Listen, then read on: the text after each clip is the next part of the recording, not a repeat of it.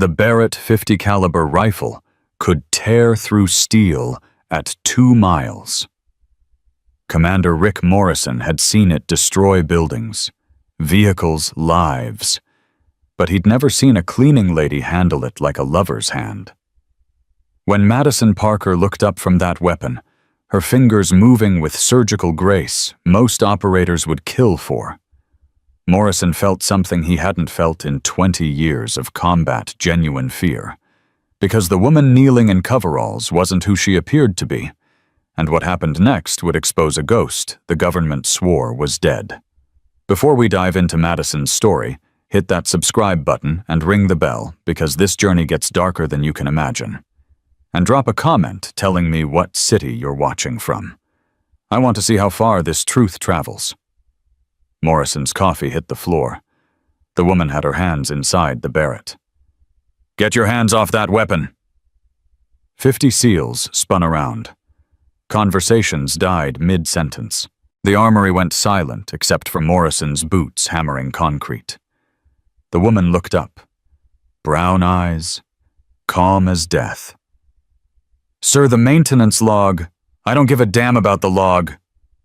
Morrison closed the distance in 4 strides. "You're a contractor. You clean floors. You empty trash.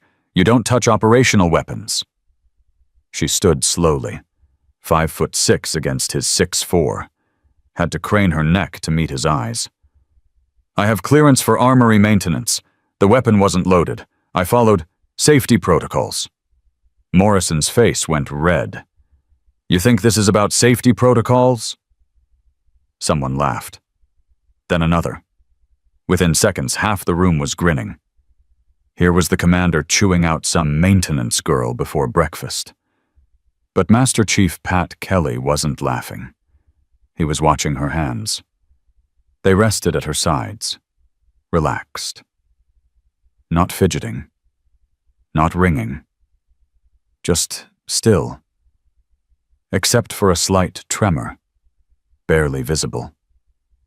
The kind you only saw in operators with old injuries. Nerve damage, Kelly thought.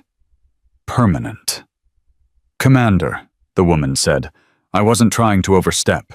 The weapon needed attention, and you decided to play soldier." Morrison cut her off. "You think working in an armory makes you qualified? You think you can handle a Barrett because you've watched us?" "No, sir." "Then why were your hands inside my rifle?" The woman met his glare. Something flickered behind those eyes. Something Morrison couldn't read. "Because it was dirty," she said quietly. The armory exploded with laughter. "She's got balls. Cleaning lady's got jokes. Commander's gonna lose it." Morrison's jaw clenched so hard his teeth hurt. His hands curled into fists. 23 years of command. 23 years of respect.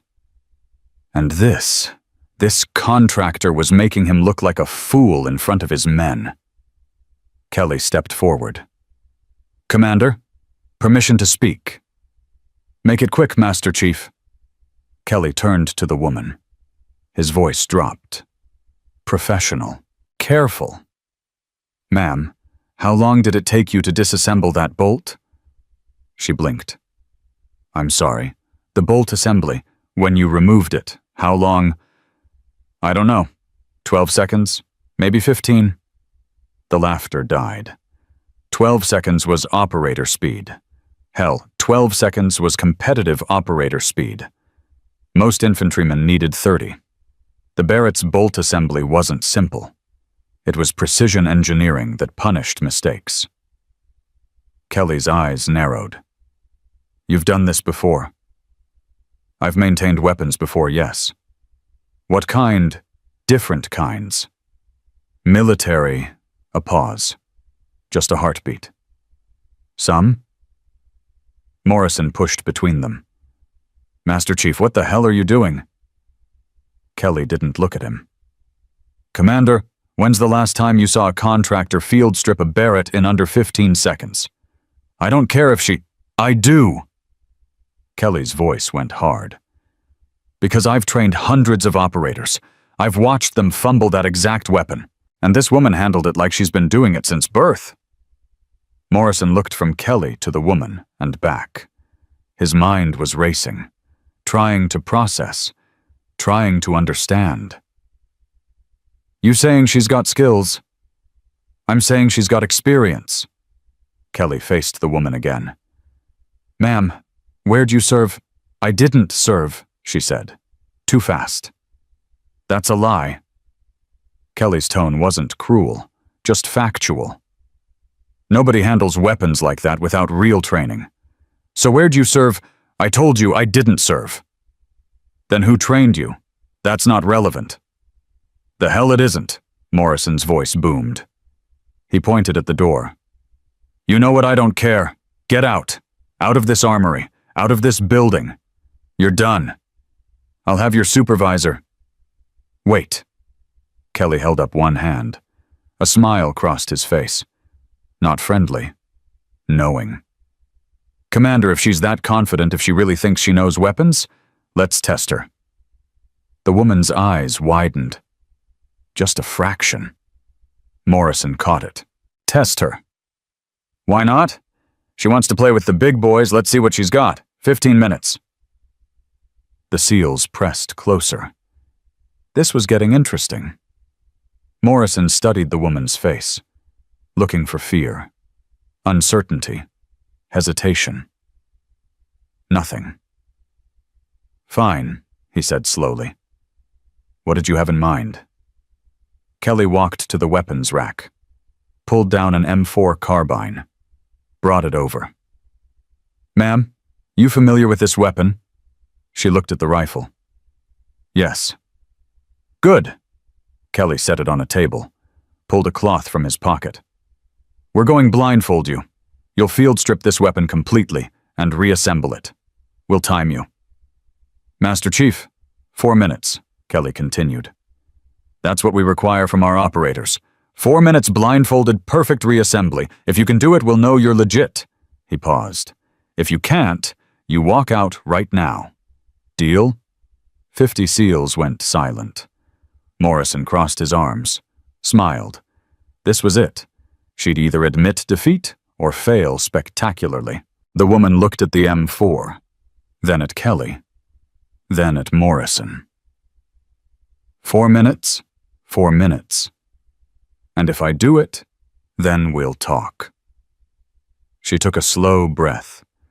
Her hands, those trembling hands, curled into fists, opened, relaxed. "Okay." Kelly tied the cloth around her eyes, double-checked it. Complete darkness. "Whenever you're ready, ma'am." She stepped to the table. Her hands hovered over the rifle for 1 second. Then she moved. Magazine release. Charging handle. Bolt lock. Rear takedown pin. Upper and lower receivers separated. Bolt carrier group extracted. Firing pin, retaining pin removed. Firing pin pulled. Cam pin rotated. Bolt separated from carrier. Her fingers never hesitated, never fumbled, never paused to think. The SEALs leaned in. Morrison's arms slowly uncrossed. She arranged the parts in a line. Perfect spacing. Perfect order. Then her hands hovered for 3 seconds. Concert pianist preparing the finale. She reassembled it. Bolt slid home. Cam pin rotated. Firing pin dropped. Carrier locked. Upper and lower receivers mated with a solid click. Charging handle slammed forward. Magazine tested. Trigger pulled. Perfect function. She removed the blindfold. Kelly stared at his watch. His face had gone pale. "Time," Morrison's voice cracked. Kelly looked up. 4 minutes, 18 seconds. "Holy shit! She beat Johnson's time. She's faster than half the damn platoon." Morrison stared. His brain was screaming. The cleaning lady, the contractor, the nobody in coveralls. She set the blindfold down. Her hands shook now, really shook, but her voice stayed steady. "Can I go back to work, Commander?" Morrison's jaw worked. His pride was a physical pain in his chest. Everything in him wanted to throw her out, make an example, reassert control. But he'd survived 23 years by recognizing real skill, and this was real. "No," he said. Her eyes flicked to his face. "Sir, you can't go back. We're not done." Morrison turned to Kelly. "Master Chief, clear the range. 500 meters, standard targets." Kelly's eyebrows shot up. "Commander, I want to see her shoot." Dead silence. Something flickered across the woman's face. Something dark. Something old. "That's not necessary," she said quietly. "The hell it isn't."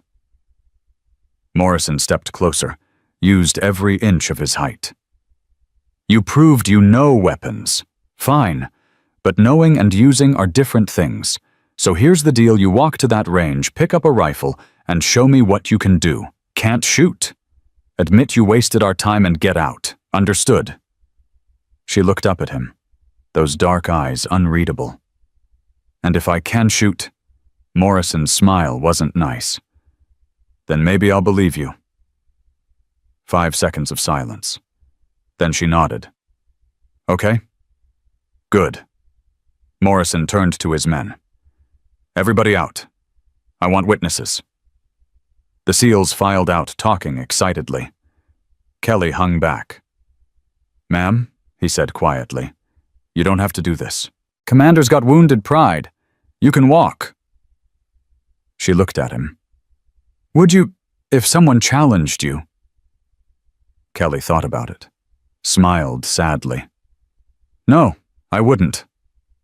"Then neither will I." She followed them out. Morrison walked her to the firing line. 50 SEALs spread out behind them. 5 shots, Morrison said. 800 meters. Show me. She looked downrange. 800 meters. Half a mile. Wind, elevation, humidity. Everything mattered. "What weapon?" Morrison gestured to the rack. "Take your pick." She walked over, scanned the options. M4s, M16s, SR-25s. All good, all capable. Her gaze stopped. The M24 sniper weapon system, sitting in the corner. Older design. Bolt action, .308 caliber. The teams had moved on to modern platforms, but the M24 was still there. A relic. A workhorse. She picked it up. The SEALs muttered.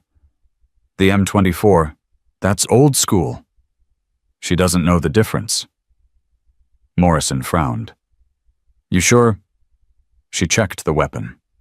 Bolt, magazine, scope. Her movements were automatic. "I'm sure." Kelly brought ammunition. 5 rounds. She loaded them. Smooth. Practiced.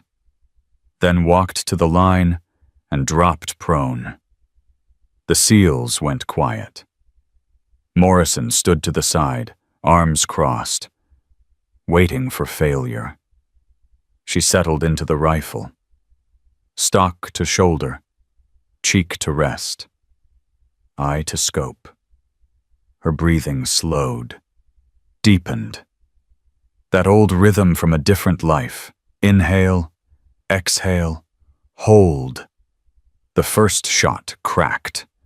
800 meters downrange steel rang. Kelly had binoculars. 9.2, inner ring. Whistles. That was a damn good shot. Morrison's jaw tightened.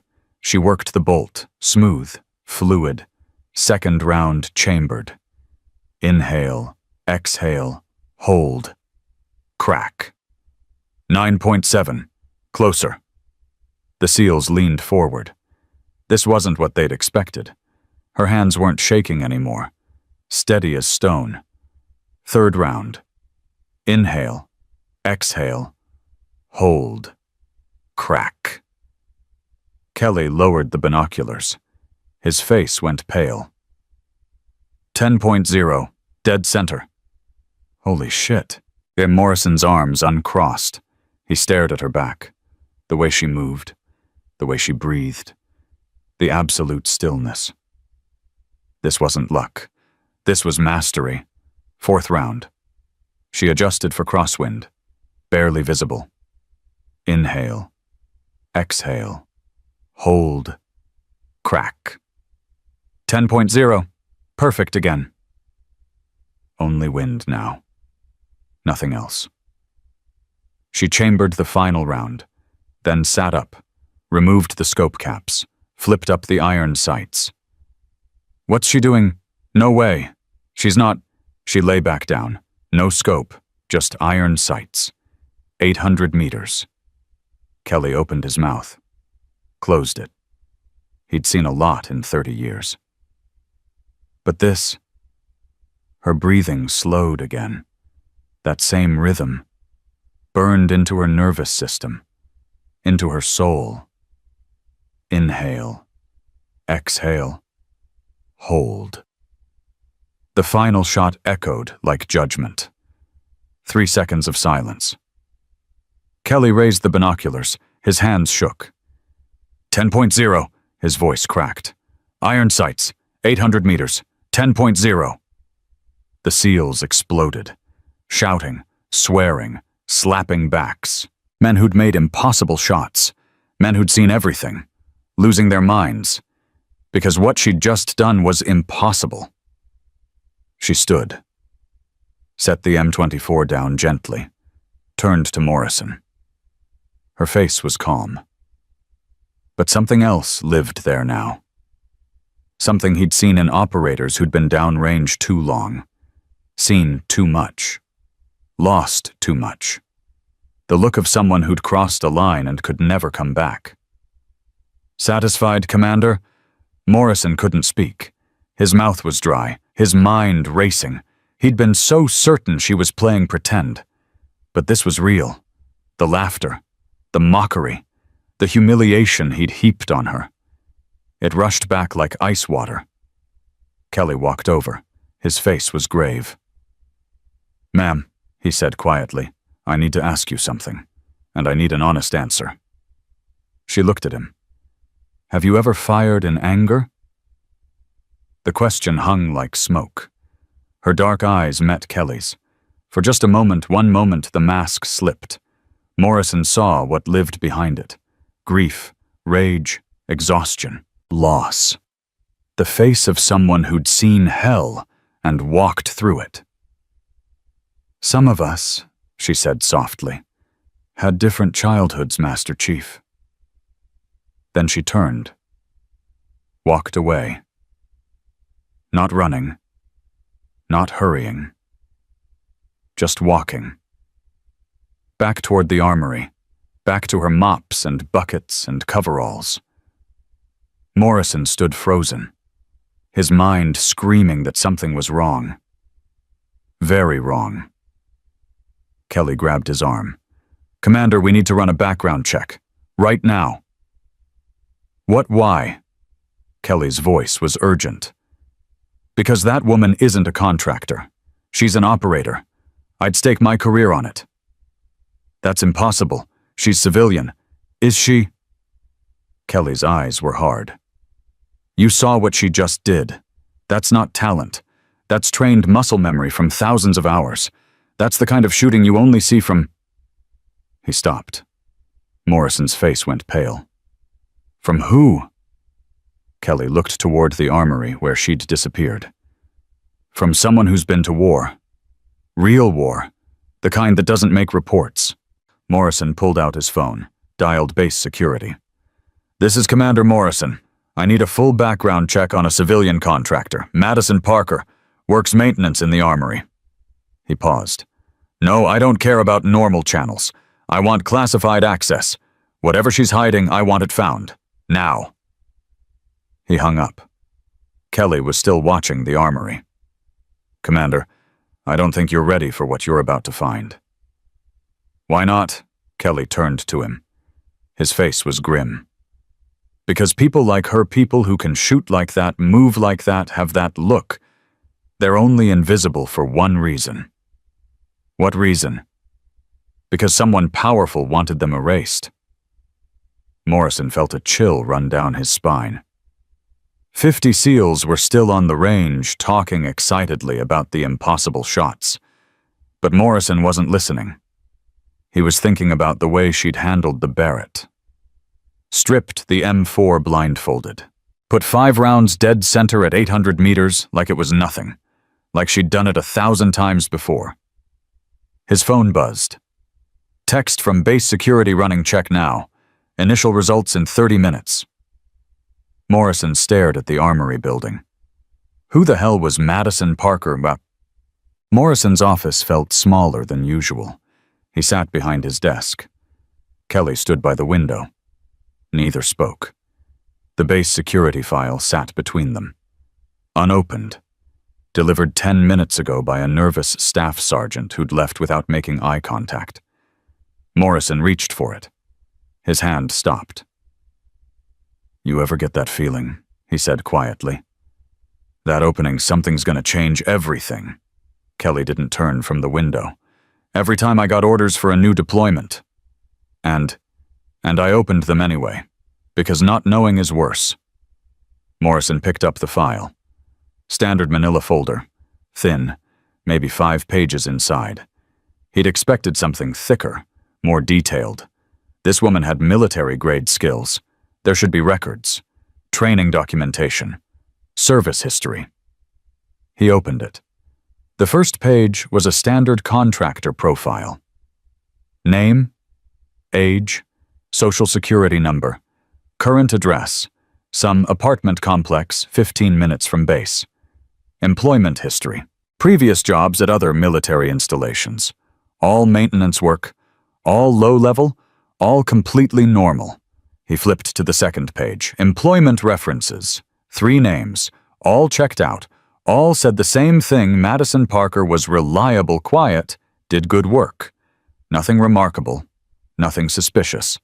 Third page. Education, high school diploma, some community college. Dropped out after 2 semesters. Again, nothing unusual. Morrison frowned. "This doesn't make sense." Kelly turned from the window. "What? There's nothing here. Standard contractor file. No red flags. No military service. No specialized training." He looked up. "Master Chief, we both saw what she did. That wasn't self-taught. That wasn't hobby shooting. So where's her background?" Kelly walked over. Took the file. Scanned the pages. His frown deepened. "This is too clean," he said. "Too clean. Nobody's life is this simple. No speeding tickets. No medical incidents. No nothing." Kelly set the file down. "Commander, this reads like a cover story." Morrison's stomach dropped.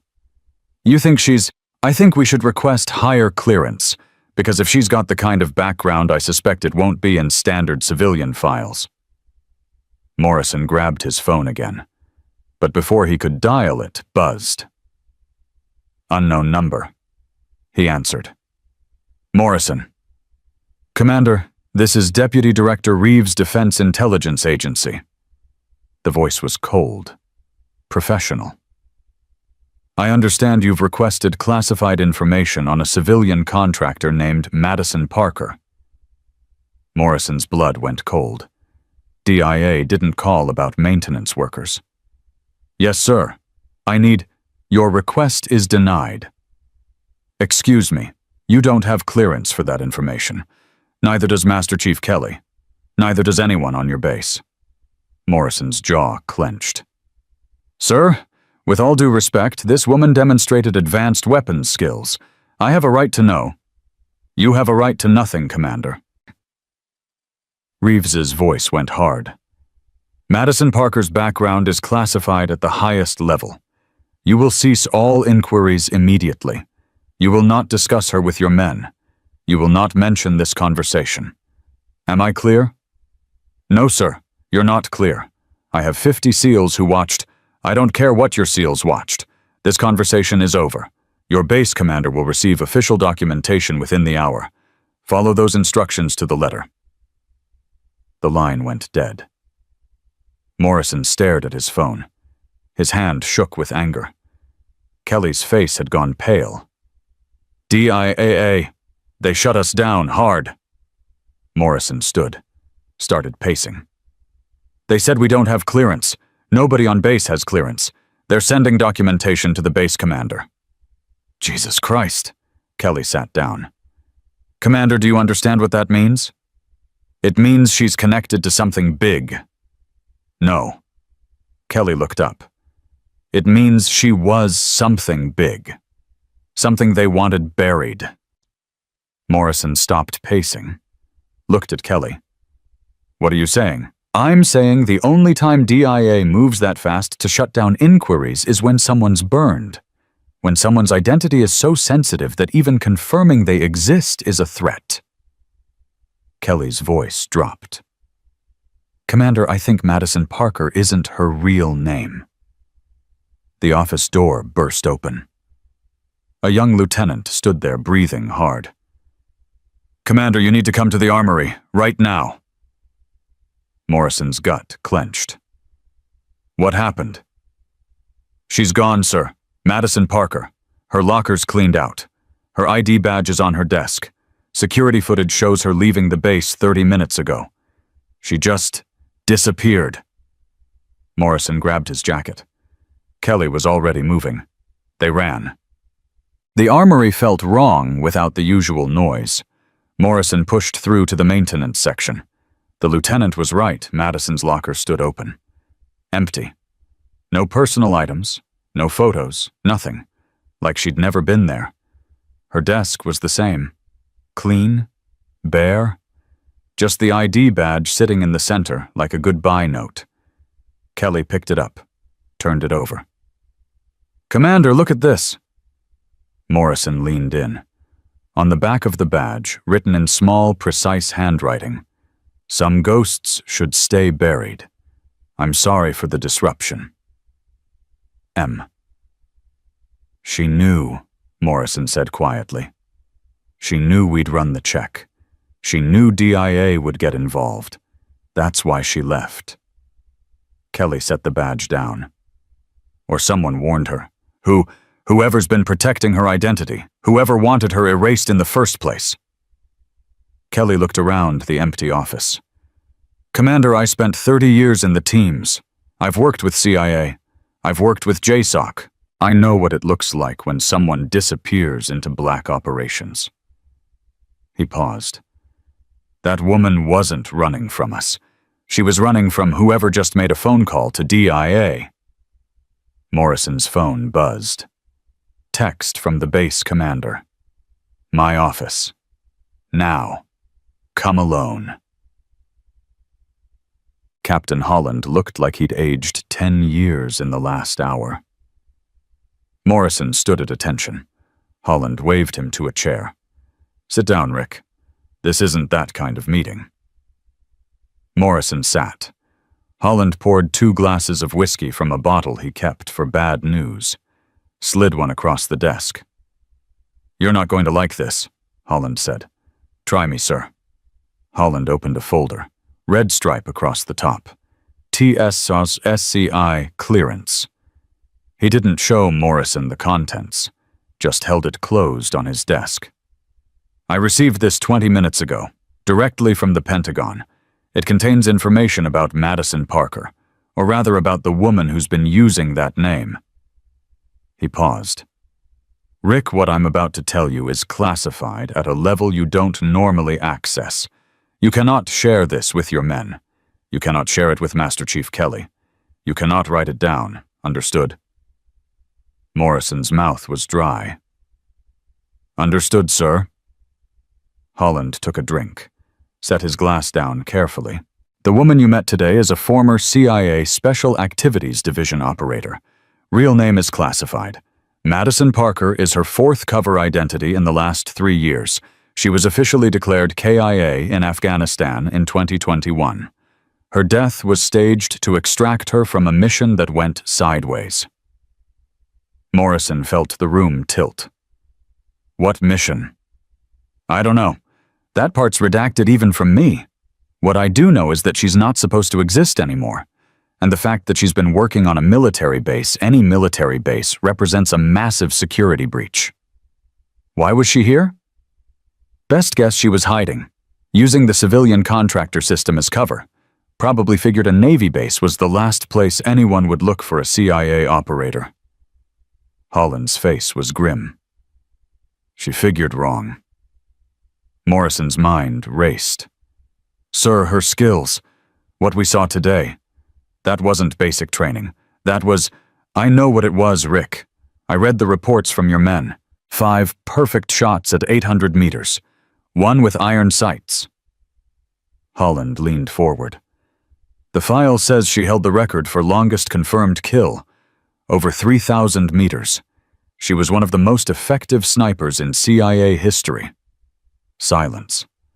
Morrison tried to process that, tried to reconcile the quiet woman in coveralls with what Holland was describing. What happened to her? Morrison asked quietly. Why did she disappear? Holland's face went dark. Her entire team was killed. Operation Nightfall. It was a targeted hit on high-value targets in Afghanistan. But someone leaked their position. The team was ambushed. She was the only survivor. He paused. The official story is that she died with her team. The real story is that she went underground. Too many questions about who leaked the intel. Too many powerful people with reasons to keep her silent. Morrison felt sick. They faked her death to protect the people who got her team killed. I didn't say that. You didn't have to, sir. Holland finished his whiskey. Here's what happens now. You will tell your men that Madison Parker was a contractor who resigned for personal reasons. You will not mention her skills. You will not speculate about her background. This conversation never happened. And if anyone from DIA or CIA contacts you, you refer them directly to me. Clear. Crystal, sir. Good. Because if word gets out that she's alive, there are people who will move to fix that problem permanently.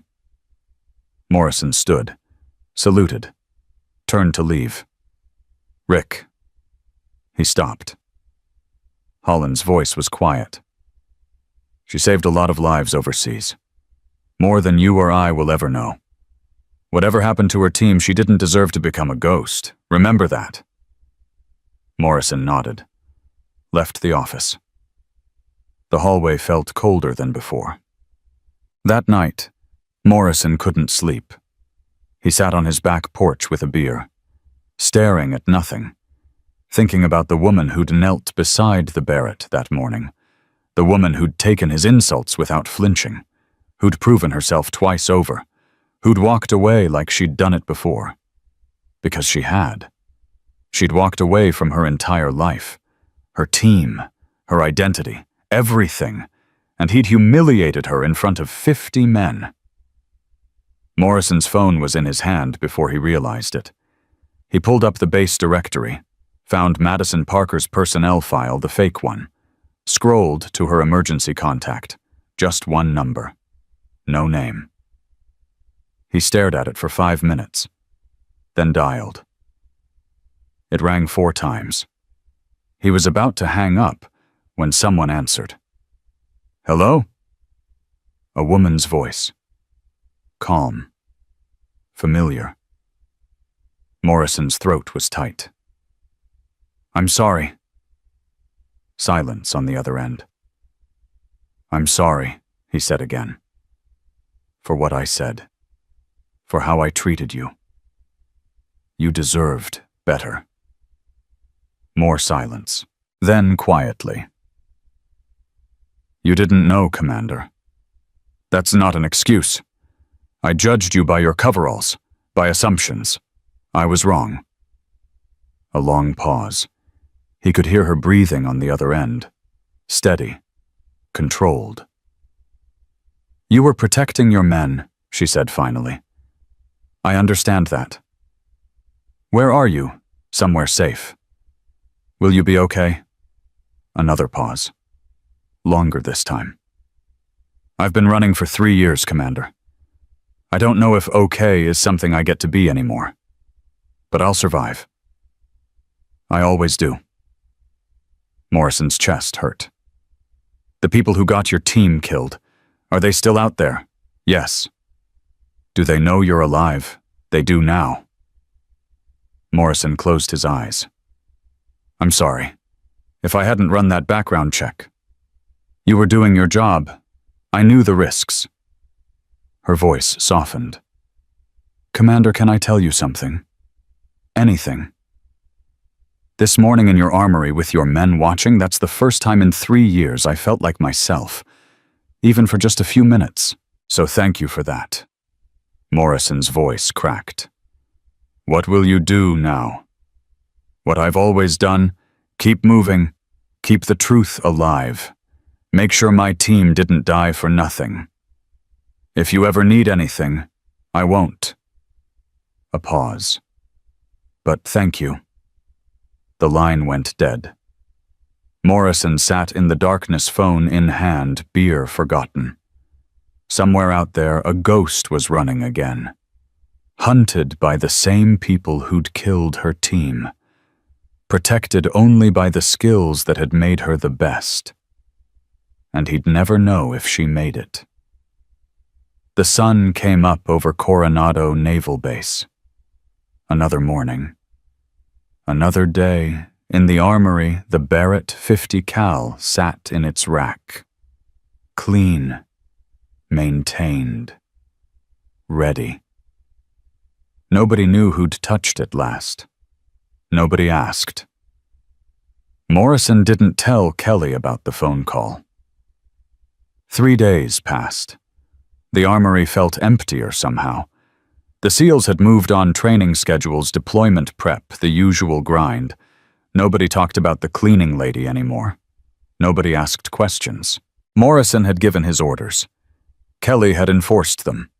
Case closed. Except it wasn't. Morrison couldn't stop thinking about her voice on the phone. The way she'd said, I'll survive. I always do. Like survival was just another mission, another target, another thing to check off a list that never ended. Thursday morning, he was reviewing mission briefs when Kelly knocked. Come in. Kelly entered, closed the door behind him, stood there without speaking. Morrison looked up. Something on your mind, Master Chief? You talked to her, didn't you? Morrison's pen stopped moving. I don't know what you're... Commander, I've known you 15 years. I know when you're carrying something. Kelly's voice was quiet. You called her. After Holland's briefing. You called her. Morrison set the pen down, leaned back in his chair. Yeah, I did. And she's gone. Really gone this time. Running from people who want her dead. Kelly's jaw tightened. The people who got her team killed. You knew. I suspected. When DIA shut us down that fast, I knew it wasn't just about classified operations. It was about covering up something bigger. Kelly sat down. Who were they, Commander, who leaked her team's position? Morrison shook his head. Holland didn't say. Maybe he doesn't know. Maybe it's buried so deep nobody knows except the people who did it. And they're still out there. Yeah. Kelly was quiet for a long moment. Then he said, we should help her. We can't. Why not? Because we don't know where she is. Because we don't have clearance. Because getting involved would end both our careers and probably get us killed. Morrison's voice was hard. Master Chief, I know what you're thinking. I'm thinking it too. But we're operators, not vigilantes. We follow orders. Even when the orders protect traitors. The question hung between them like a live grenade. Morrison didn't answer. Couldn't answer, because Kelly was right. His phone buzzed. Text from an unknown number. Package arriving at your office in 5 minutes. Don't open it with witnesses. Morrison showed Kelly the screen. What the hell? Kelly stood. You think it's from her? I don't know. 4 minutes later, a courier knocked, handed Morrison a padded envelope, left without speaking. Morrison waited until the courier was gone, locked his office door, opened the envelope. Inside was a USB drive and a handwritten note. Kelly read it over Morrison's shoulder. Commander, what you're about to see will destroy careers and end lives.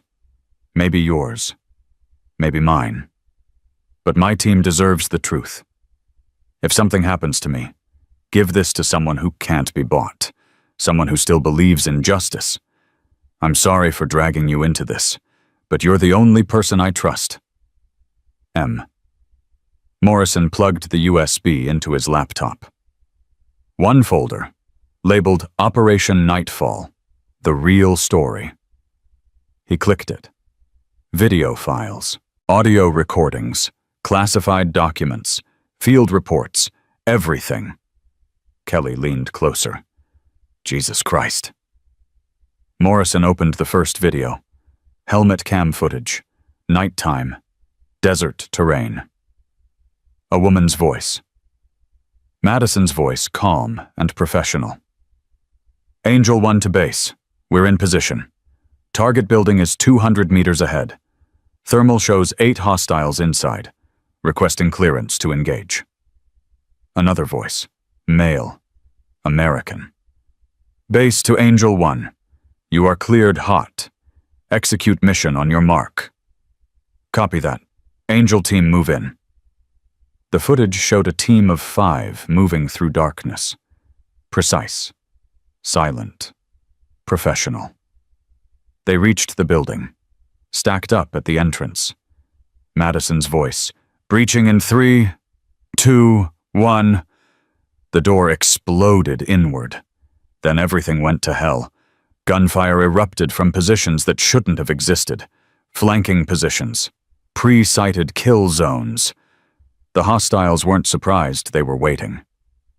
Ambush fallback. Angel 3 is down. Angel 2 is hit, I need...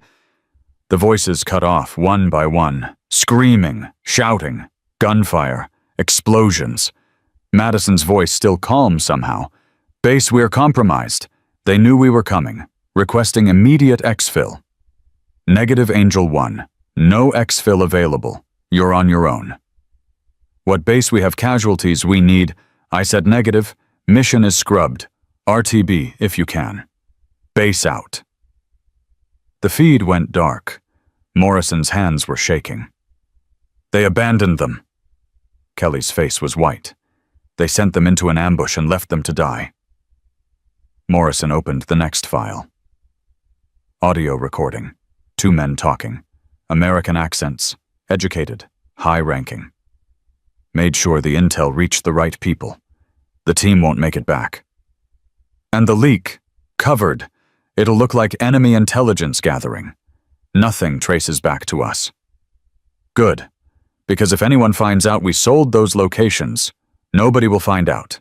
The team's being declared KIA. All evidence will be classified. And the contracts we signed with the Russians will be worth 50 million once... Morrison stopped the recording. His stomach was acid. They sold the team's position, he said quietly, to the Russians. For money. Kelly stood up, started pacing. Who's on that recording? Morrison opened another file. Photos. 2 men in suits, congressional office backgrounds. He recognized them immediately. Senator Richard Vance, Deputy Director of Operations Thomas Keller. Morrison's voice shook. They sold an American black ops team to the enemy for $50 million. And Madison survived. Yeah, she survived. And she's been running ever since because these 2 men have the power to make her disappear permanently. Morrison looked at Kelly. That's why DIA shut us down. That's why her death was faked. Because she's the only witness to the biggest betrayal in CIA history. Kelly stopped pacing. What do we do? I don't know. We have to do something. We can't just... What, Master Chief? What do we do? Go to the press. These men have connections everywhere. Go to Congress. Vance is Congress. Go to the Pentagon. Keller has people there too. Morrison's voice was bitter. We're two military officers with a USB drive full of information we're not cleared to possess. If we try to expose this, we'll be arrested for mishandling classified material before we can say a word. Kelly sat back down, his hands curled into fists. So we do nothing. We let her keep running. We let those bastards walk free. I didn't say that. Then what? Morrison stared at the frozen frame on his laptop. Madison's face in the helmet cam. Young, determined, believing she was serving her country, not knowing she'd already been sold. We find someone who can't be bought, Morrison said quietly. Someone with enough power to fight back. Someone who will believe us. Who? Before Morrison could answer, his phone rang. Unknown number again. He answered. Morrison. Commander. Madison's voice was tight, strained. Did you get the package? Yeah, I got it. Then you know what I'm dealing with. I know. Morrison paused. Where are you? Doesn't matter. They found me again. I'm moving. Background noise, traffic voices. She was on the street somewhere. Commander, I need to know. Are you willing to help? Or should I find someone else? Morrison looked at Kelly. Kelly nodded. We're willing, Morrison said. What do you need? Time. I need time to get to someone who can use that evidence. But Vance and Keller have assets everywhere. Contract killers, intelligence operatives, local police on their payroll. I can't move freely without being spotted. How long do you need? 72 hours. If I can stay invisible for 3 days, I can reach my contact. But I need help. I need someone to create noise. Make them look the wrong direction. Morrison's mind raced. What kind of noise? The kind that makes powerful men nervous, make them think their secret's about to break, force them to scramble. While they're distracted, I slip through. Kelly leaned in. How do we make them nervous? Madison was quiet for a moment. Then there's a journalist, Rebecca Santos, Washington Post. She's been investigating government corruption for 15 years. Untouchable. Can't be bought, can't be threatened. If she thinks she's onto something big, she'll start asking questions. The right questions. In the right places. You want us to contact her? No. I want you to let her find you. Make it look accidental. Drop hints. Let her think she's discovered something. Once she starts digging, Vance and Keller will focus on containing her. That gives me my window. Morrison wrote down the name. How do we contact you once it's done? You don't. If I make it, you'll know. If I don't... She paused. If I don't give that USB to Santos anyway, make sure the truth gets out. Make sure my team didn't die for nothing. Madison. Thank you, Commander, for believing me, for helping. I won't forget this. The line went dead. Kelly stood up. So we're really doing this. We're going against a senator and a CIA deputy director. Yeah. Morrison closed his laptop. We are. Our careers are over if this goes wrong. I know. We could end up in prison, or worse. I know that too. Kelly smiled. It wasn't a happy smile. Good. Just wanted to make sure you knew what we're getting into. Morrison pulled up Rebecca Santos's contact information. Washington Post main office. He could call directly. But Madison was right, had to look accidental. Had to look like Santos discovered them. Master Chief, you still have that contact at Naval Intelligence, the analyst who owes you a favor. Yeah, Commander Lisa Hayes. Why? Because we're going to leak a story. Not the real story, not yet. Just enough to get Santos interested. Make it look like there's corruption in a CIA operation. Afghanistan, 2021.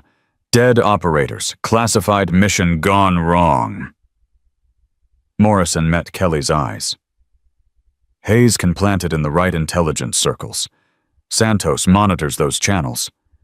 She'll bite. Kelly nodded slowly. And when she comes asking questions, we play dumb. We're just Navy SEALs who heard rumors. We don't know details. We don't have evidence. But we point her in the right direction. Let her think she's the one connecting the dots. She'll want proof. Eventually, but not right away. First, she'll investigate.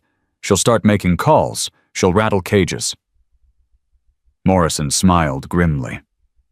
And while Vance and Keller are dealing with that, Madison makes her move. Kelly pulled out his phone. I'll call Hayes now. Make it subtle. We're not trying to blow this wide open. We're just creating ripples. I understand. Kelly stepped into the hallway to make the call. Morrison sat alone with his laptop, the frozen image of Madison's face still on the screen. He thought about the phone call. The way her voice had sounded tired, strained, but still fighting, still moving forward, because stopping meant dying. And she'd already lost too much to quit now. His desk phone rang. Base Commander. Morrison. Rick, my office. Now. Holland's voice was wrong. Too tight. Too controlled. On my way, sir. Morrison locked his laptop in his safe. Grabbed his cover. Walked to Holland's office with his gut telling him something had changed. Holland was standing by his window when Morrison entered. Not sitting. Standing. Staring out at the base like he was seeing it for the first time. Close the door, Holland said without turning. Morrison closed it. Sir. Holland turned. His face looked 10 years older than it had 3 days ago. I just got a call from Washington. Senator Richard Vance's office. Seems the senator is very interested in a former contractor who worked on this base. Madison Parker. Morrison's blood went cold. Sir, Don't lie to me, Rick. Holland's voice was sharp. I know you called her. I know she contacted you. I know about the USB drive. Morrison's mind raced. How did Holland know who was watching? Holland sat down heavily. Sit. Morrison sat. Rick, I'm going to tell you something that could get me killed, but you need to understand what you're up against. Holland leaned forward. Vance and Keller aren't just corrupt politicians. They're part of something bigger, a network. People in Congress, CIA, Pentagon, State Department. They've been selling classified information to foreign governments for years. Madison's team stumbled onto evidence of it. That's why they had to die. You knew. I suspected. When DIA moved so fast to shut down your inquiry, I started asking my own questions. Quietly. Carefully. Holland's face was grim. I found enough to know this goes higher than you can imagine. And I found enough to know that helping Madison Parker is suicide. Then why are you telling me this? Holland was quiet for a long moment. Then, because sometimes suicide is the right choice. Morrison stared at him.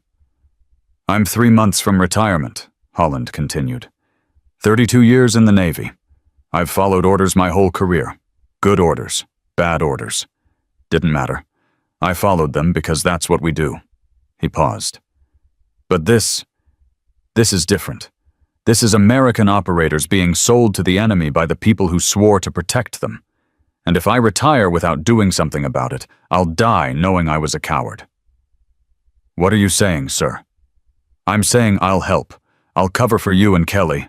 I'll run interference if Vance starts making noise. I'll do whatever I can to buy Madison time. Holland's eyes were hard. But Rick, you need to understand this might not work. Madison might not make it. We might not make it. And even if we expose Vance and Keller, there are 10 more just like them waiting to take their place.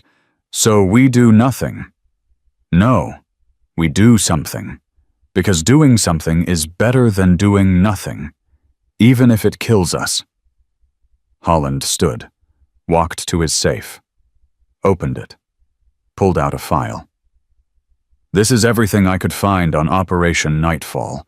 It's not much, most of it's redacted. But there's enough here to support Madison's story if it comes to that. He handed Morrison the file. Thank you, sir. Holland nodded. Now get out of here before someone sees us together. And Rick, be careful. These people don't play by the rules. They'll kill you without hesitation if they think you're a threat. Morrison left the office. His hands were shaking. Not from fear. From anger. Because Holland was right. This was bigger than Madison. Bigger than one betrayed team. This was systemic corruption at the highest levels of government, and fighting it meant going against an enemy with unlimited resources and no conscience. But he'd made his choice. Kelly was waiting in the armory. Hayes is in. She's going to leak the story through back channels. Santos should pick it up within 24 hours. Good. Morrison handed him Holland's file. The captain's helping us. He's got more intel on Operation Nightfall. Kelly's eyebrows shot up. Holland's in. Yeah, he's in. Jesus, this is really happening. Yeah. Morrison checked his watch. 72 hours. That's all Madison needs. We keep Vance and Keller busy for 3 days, and she makes it to her contact. And if she doesn't, Morrison's jaw tightened. Then we make sure the truth comes out anyway. That night, Morrison couldn't sleep again. He sat in his living room with the lights off, laptop open, USB drive plugged in, watching the videos, listening to the audio, reading the documents. Every piece of evidence was another nail in Vance and Keller's coffin. But it was also another reminder of what Madison had lost. Her team, her identity, her life. All because she'd been good at her job. All because she'd survived when she wasn't supposed to. His phone buzzed. Text from unknown number. Thank you for trusting me. 24 hours from now, make sure you're somewhere public. Somewhere with cameras. Establish an alibi. Things are going to get loud. M. Morrison stared at the message. What was she planning? He texted back. What are you going to do? No response. He waited 5 minutes. 10. Nothing. Finally, another text. What I should have done 3 years ago. I'm done running. Morrison's stomach dropped. No, Madison, don't. But she was already gone. He called Kelly. We've got a problem. What kind of problem? Madison's not running anymore. She's going on a fence. Kelly was quiet for a beat. What does that mean? I don't know. But she told me to establish an alibi for tomorrow. Somewhere public. Somewhere with cameras. Jesus Christ, she's going after them. That's what I'm thinking. Commander, we need to stop her. If she goes after Vance or Keller directly, they'll kill her. They'll make it look like an accident and bury her for real this time. I know, but I don't know where she is. I don't know how to reach her. Kelly swore. Then we better pray she knows what she's doing.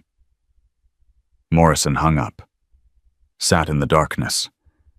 Thinking about a woman he'd met only once. A woman who'd handled a Barrett 50 cal like it was part of her body.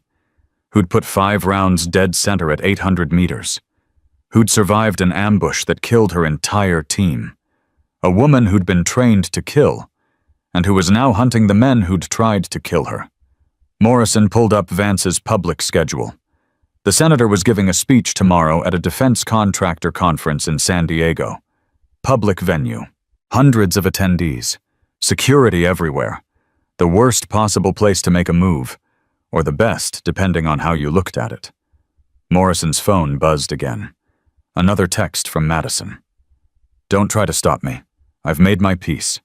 If I die tomorrow, I die knowing I fought back. That's more than most ghosts get. Thank you for everything, Commander. You're a good man. Morrison typed frantically. Madison, wait. We can do this another way. We can... His text bounced back. Number disconnected. She'd thrown away her phone. She was going dark. And tomorrow, one way or another, everything would end. Morrison didn't sleep. He spent the night making calls, pulling strings, trying to find any trace of Madison Parker.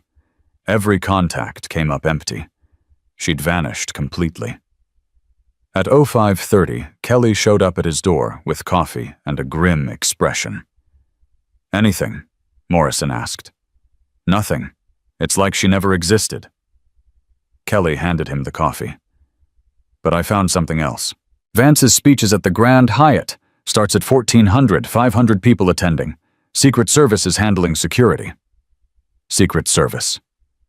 Vance chairs the Senate Intelligence Committee. He gets protection. Kelly paused. "Commander, if Madison's planning what I think she's planning, she won't get within 100 yards of him." Morrison's phone buzzed. Text from Holland Rebecca Santos, just published an article. Unnamed sources suggest classified CIA operation in Afghanistan may have been compromised by internal leak. It's starting. "Kelly, look at this." Kelly read the text. Hayes moved fast. Too fast. Santos published at 0500. That's 5 hours before Vance's speech. Morrison's gut twisted. Madison wanted Santos to publish early. She wanted Vance to know someone's investigating him. Why? Because nervous men make mistakes. Kelly's eyes widened. She's not going after Vance. She's making him come to her. Morrison grabbed his keys. "We need to get to that conference now." They drove to San Diego in Morrison's truck. 45 minutes of silence. Both of them thinking the same thing: they were about to watch someone die. Either Madison or Vance. Maybe both. The Grand Hyatt was chaos when they arrived at 12:30. Security checkpoints everywhere. Secret Service agents with earpieces scanning the crowd. Local police on every corner. Conference attendees streaming through metal detectors. Morrison and Kelly flashed their military IDs. Got visitor badges, moved into the main conference hall, 500 seats, all filling up. Defense contractors, military brass, congressional staffers, everyone there to hear Senator Vance talk about national security and the importance of continued defense spending. The irony made Morrison sick. Kelly's phone buzzed. He checked it. His face went pale. "Commander, I just got a message from Hayes. She says Santos got a second source. Someone claiming to be a CIA operative with direct knowledge of Operation Nightfall. Santos is trying to verify it now." "Madison," Morrison said. "She contacted Santos directly. But when she threw away her phone last night, she must have contacted her before that, set it up in advance." Morrison scanned the crowd. "She's not coming here to kill Vance. She's coming here to force him into the open, make him panic, make him do something stupid while Santos is watching." Kelly grabbed his arm. "Commander, look." Morrison turned.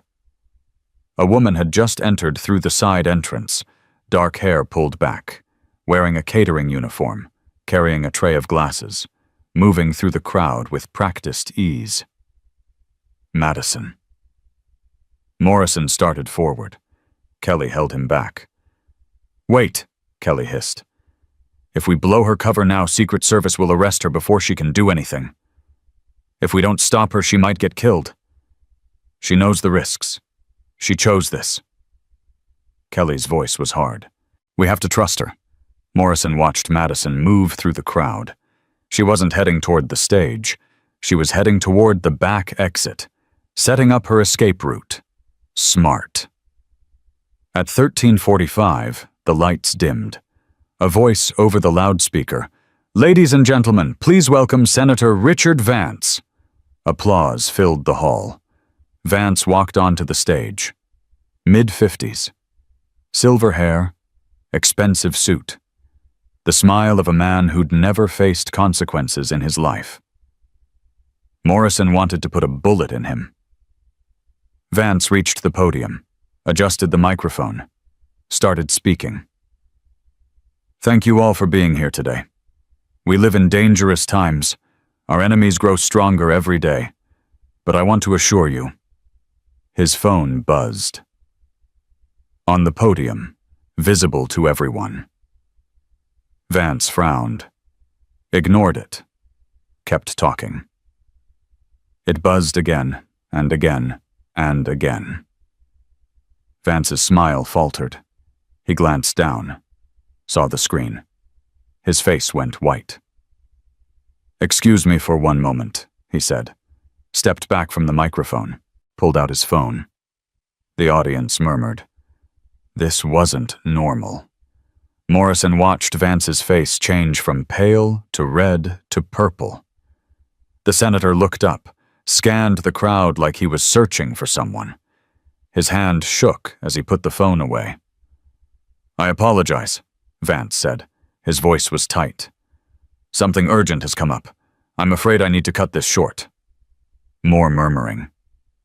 Confusion. Vance never cut speeches short. Vance left the stage. Fast, almost running. Secret Service agents moved to follow him, but Vance waved them off. Said something Morrison couldn't hear. The agents looked confused, but stayed back. Vance disappeared through a side door. Madison set down her tray. Followed him. 20 seconds behind. Calm. Professional. Morrison grabbed Kelly. "Move!" They pushed through the crowd, reached the side door. A Secret Service agent blocked their path. "Sorry, sirs. Restricted area." Morrison flashed his ID. "Commander Morrison, Naval Special Warfare. I need to speak with Senator Vance. It's urgent." "The senator's not taking visitors right now. It's about Operation Nightfall." The agent's expression didn't change, but his hand moved toward his radio. Kelly stepped in. "We're not here to cause problems. Just need 2 minutes with the senator. National security matter." The agent studied them, weighing options. Finally nodded. "Follow me, stay close. Don't touch anything." He led them down a hallway, conference rooms on both sides, all empty, the sounds of the crowd fading behind them. They turned a corner, voices ahead, angry, one male, one female. The agent stopped. "Wait here." He moved forward, hand on his weapon. Morrison and Kelly ignored him, kept walking. The agent turned. "Sirs," I said. "We heard you," Morrison said. Kept moving. They reached an open door, conference room. Small, 10 chairs around a table. Senator Vance stood at the far end, his back to the door, talking on his phone, his voice shaking with rage. "I don't care what it takes. Find her. Find her now. She's here in San Diego. She contacted that reporter. She's going to destroy everything. You need to—" He stopped, turned. Saw Morrison and Kelly. His face went white again. "I'll call you back," he said into the phone. Hung up. Straightened his tie. The politician's mask sliding back into place. "Gentlemen, can I help you?" Morrison stepped into the room. "We need to talk, Senator, about Madison Parker." Vance's eye twitched. Just slightly. "I don't know who that is." "Yes, you do. You sent people to find her. You've been hunting her for 3 years, ever since she survived the ambush you arranged." The Secret Service agent moved forward. "Sirs, I'm going to have to ask you to—" "Operation Nightfall," Kelly said. His voice cut through the room like a blade. "Afghanistan, 2021. 5 operators sent into an ambush. Only 1 survived. You want to tell us why you sold their position to the Russians?" Vance's mask cracked. "I have no idea what you're talking about, and if you don't leave right now, I'll have you both arrested for harassment." "Go ahead," Morrison said. "Arrest us, in front of all those people out there, in front of Rebecca Santos from the Washington Post. She's in the building, by the way. Did you know that she's here covering your speech? And she's very interested in Operation Nightfall." Vance's hands curled into fists. "You're making a serious mistake." "No, Senator. You made the mistake. You thought you could bury the truth. You thought you could hunt down the only witness and make her disappear." Morrison stepped closer. "But she's not running anymore. She's here. Right now, In this building. And she's got enough evidence to destroy you. Vance's phone buzzed. He glanced at it. His face went from white to gray. "What is it, Senator?" Kelly asked. "Bad news." Vance looked up. His voice was a whisper. "Where is she?" "Somewhere you can't reach her," Morrison said. "Somewhere safe. With people who can't be bought." That was a lie. Morrison had no idea where Madison was. But Vance didn't need to know that. Vance's phone buzzed again. He looked at the screen. Swore. Started typing frantically. The Secret Service agent's radio crackled. "All units, we have a situation in the parking garage. Possible security breach. Level B2. Responding now." The agent's hand went to his weapon. He spoke into his radio. "Copy that. En route." He looked at Morrison and Kelly. "Stay here. Don't move." He ran out. Vance was still typing on his phone, his hands shaking so badly he kept hitting the wrong keys. Morrison moved closer. "Senator, you need to listen to me. Whatever you're planning, whatever orders you're giving right now, it's over. Madison's already won. The evidence is out there. Multiple copies. Multiple sources. You can't stop it." "I can stop her," Vance said. His voice was cold now, hard. "I've stopped people before. Smarter people. More dangerous people. She's just one woman. One broken operator who should have died with her team." Kelly's fist hit the table. "Those were American soldiers. They trusted you. They believed they were serving their country." "They were serving their country," Vance said. "Just not the way they thought. Sometimes sacrifices are necessary. Sometimes people have to die so that bigger things can be accomplished." He looked up, met Morrison's eyes. "You should understand that, Commander. You've sent men into danger. You've made hard calls. You've sacrificed lives for the mission." Morrison's voice was ice. "I've never sold my men to the enemy for money." Vance smiled. It was the ugliest thing Morrison had ever seen. "Haven't you every budget you approve, every contract you sign, every defense contractor you work with? You think that's not about money? You think those decisions don't cost lives?" He laughed. "Don't pretend you're better than me, Commander. We're all just trying to survive in a world that doesn't care about honor or justice. The only difference is I'm honest about it." Morrison's hand moved toward his sidearm. Kelly grabbed his wrist. "Don't," Kelly said quietly. "He's not worth it." Gunshots echoed from somewhere below them. 3 shots. Rapid. Professional. Then silence. Vance's phone buzzed. He looked at it. His face changed. The confidence melted away. His hands started shaking again. "No," he whispered. "No, no, no." Morrison's phone buzzed. Text from an unknown number. "Keller's dead. Parking garage B2. Clean shot." Heart stopped before he hit the ground. Vance is next unless he surrenders to federal custody in the next 60 seconds. Tell him the choice is his. M. Morrison showed Kelly the phone. Kelly's eyes widened. "She killed Keller." "Yeah." Vance was hyperventilating now.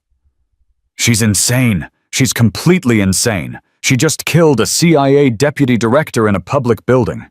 They'll hunt her down. They'll execute her." "Maybe," Morrison said. "Or maybe she doesn't care anymore. Maybe she's decided dying is better than running. And maybe she's decided to take you with her."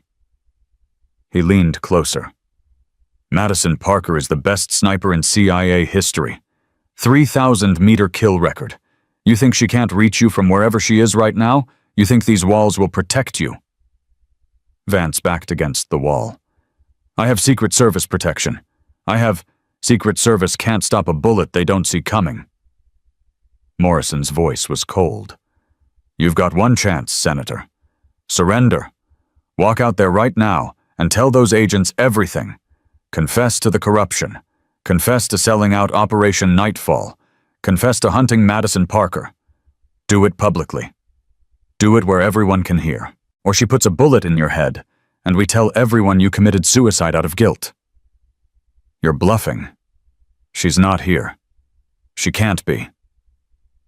Kelly pulled out his phone, showed Vance a photo. Madison. In the parking garage, standing over Keller's body, holding a rifle, looking directly at the camera. Timestamp 2 minutes ago. That photo was taken from a security camera I'm accessing right now. Kelly lied smoothly. She sent it to us. She wanted you to know she's real. She's here. And she's not playing games anymore. Vance stared at the photo. His breathing was ragged. What does she want? Justice, Morrison said. For her team, for the truth, for 3 years of running. He checked his watch. You've got 30 seconds, Senator. What's it gonna be? Vance's phone buzzed again. He looked at it. Whatever he saw there broke him completely. His legs gave out. He slid down the wall until he was sitting on the floor, tears running down his face. I never wanted them to die, he whispered. I just needed the money. I had debts. I had people threatening me. I didn't think anyone would actually get hurt. I thought it was just information, just locations. I didn't know they'd kill the whole team. Morrison felt nothing but contempt. That makes it worse, Senator, not better. Vance looked up. What do I do? You walk out there. You find Rebecca Santos. You give her an exclusive interview. You tell her everything, every name, every deal, every dollar. You burn the whole network down. And maybe Madison lets you live. And if I don't, Kelly's voice was flat, then you die here. Today. And we tell everyone you had a heart attack from the stress. Vance closed his eyes. Sat there for 10 seconds, 20. Then he stood up. Okay, he said. I'll do it. Morrison opened the door. After you, Senator. They walked back toward the conference hall. Vance in front, Morrison and Kelly behind. The Secret Service agent met them halfway. His face was pale. Senator, we need to get you out of here. There's been an incident. Deputy Director Keller is dead. Someone shot him in the parking garage. We're evacuating the building. No, Vance said. His voice was stronger now, resigned. No evacuation. I need to make a statement. Where's Rebecca Santos? Sir, this isn't the time for... Where is she? The agent looked confused. She's in the press area. But Senator, take me to her. Now. They reached the press area. Santos was there with a cameraman, packing up equipment, getting ready to leave. Vance walked straight up to her. Ms. Santos, I'm Senator Richard Vance. I understand you've been investigating Operation Nightfall. Santos turned. Her eyes went wide. Senator, yes, I've been... I want to give you an interview. Exclusive. On camera, right now. Vance's voice was shaking, but clear. I want to confess to my role in the betrayal of a CIA Special Activities Division team in Afghanistan. I want to confess to accepting bribes from foreign governments. I want to confess to conspiracy to commit murder. Santos's jaw dropped. What, is your camera on? She nodded frantically at her cameraman. He scrambled to set up, hit record. Vance looked directly at the lens. My name is Senator Richard Vance, and I've committed treason against the United States of America. This is my confession. Morrison stepped back, watched it happen. Watched a man destroy himself on camera because he was more afraid of dying than living with the truth. Kelly leaned close. Think Madison's really still here? No, Morrison said quietly. I think she left the second she shot Keller. She's probably miles away by now. Then how did we get that photo? We didn't. I made it up. Took a screenshot from the USB drive footage. Changed the timestamp. Vance never looked close enough to notice it wasn't real. Kelly smiled. You sneaky bastard. Learned from the best Master Chief. Vance was still talking, listing names, dates, dollar amounts. Santos was scribbling notes frantically, her hands shaking with the realization of what she was hearing. This was the story of a lifetime. This was the story that would bring down a network of corruption spanning decades. And it was all happening because one woman refused to stay dead. Morrison's phone buzzed. Text from unknown number.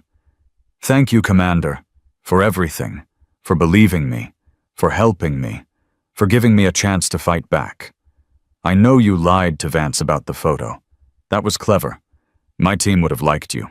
Take care of yourself. And if you ever need someone to clean a Barrett 50 cal, you know where to find me. M." Morrison smiled. Texted back, "Where are you?" The response came immediately. "Somewhere safe. Finally." Then, "P.S. Tell Kelly his field strip time is 4:23. He can do better. I've seen him work." M. Morrison showed Kelly. Kelly laughed.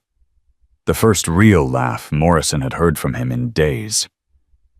"She's got jokes," Kelly said. "Yeah, she does." They watched Vance finish his confession, watched Secret Service agents move in, watched the senator get arrested on camera while Rebecca Santos's hands shook with excitement. It was over. The truth was out. And somewhere in America, a ghost could finally rest. Morrison and Kelly left the building, walked to the truck. Neither spoke for a long time. Finally, Kelly said, "What do you think happens now?" "Vance goes to prison. The network starts collapsing. Other names come out. More arrests, more confessions." Morrison started the engine. "And Madison gets to live, really live, not just survive." "You think she'll stop running?" Morrison thought about that. Remembered her voice on the phone, the exhaustion, the resignation, but also the strength. "I think she'll do whatever she needs to do," he said, "just like she always has." They drove back to Coronado in silence, both thinking about a woman they'd underestimated, a woman who'd turned humiliation into opportunity, who'd turned pain into purpose, a woman who'd been trained to kill but chose to expose the truth instead. When they reached the base, Holland was waiting in Morrison's office. His face was grim, but his eyes were bright. "I saw the news," Holland said. "Santos's exclusive is already going viral. Vance is in federal custody. FBI is opening investigations into everyone he named." He paused. "You two did good work." "Wasn't us, sir," Morrison said. "It was all her." Holland nodded. "Where is she now?" "Gone. Safe. That's all we know." "Good. That's how it should be." Holland stood. "This stays between us. The official story is that we had no involvement. We were just attending a conference when Vance had his breakdown. Understood?" "Yes, sir." Holland left. The office felt bigger without him. Kelly sat down. "Commander, can I ask you something?" "Yeah." "Do you think she'll be okay?" "Really? Okay." Morrison looked out the window, toward the ocean, toward the horizon where Madison had disappeared. "I think she's been not okay for 3 years," he said quietly. "But maybe now she's got a chance to heal, to stop looking over her shoulder, to remember who she was before the war." And who was that? Morrison thought about the way she'd handled the Barrett. The precision, the care, the respect for the weapon. "A soldier," he said. "A damn good soldier who loved her country and lost everything serving it. But maybe, just maybe, she can find something new to love. Something worth living for instead of dying for." Kelly nodded. Stood. "I'm gonna head home. Get some sleep. First time in days." "Me too." Kelly left. Morrison sat alone in his office, thinking about ghosts and justice and the price of truth. His phone buzzed one last time. Text from unknown number. "One more thing. Commander, The Barrett you saw me cleaning that morning firing pin was damaged. I replaced it. The weapon's good for another 10,000 rounds now. You're welcome. M. Morrison laughed. Because of course she'd noticed. Of course she'd fixed it. That's who she was. A maintenance worker who happened to be the deadliest sniper in CIA history. He texted back, "Thank you for everything. Stay safe out there." No response. The number was already disconnected again. But that was okay. Madison Parker knew how to disappear, how to survive, how to fight. And somewhere in America, she was finally free. Morrison slept for 12 hours straight. When he woke up, his phone had 47 missed calls. Most were from reporters. 3 were from Pentagon officials. 1 was from Holland with a simple message, "Don't talk to anyone. Lawyer up if needed." Morrison deleted all of them except Holland's. He made coffee, sat on his porch, watched the sun come up over Coronado. His mind felt clearer than it had in days. Like some weight he'd been carrying had finally lifted. Madison was safe. Vance was arrested. The truth was out. It should have felt like victory. But something nagged at him. Something wrong. Something incomplete. His phone rang. "Kelly." "You see the news?" Kelly's voice was tight. "No. What happened?" Vance recanted his confession, said he was under duress, said someone threatened to kill him if he didn't confess on camera. His lawyers are claiming coercion and mental breakdown. Morrison's coffee went cold in his hand. "What? Gets worse. FBI found Keller's body.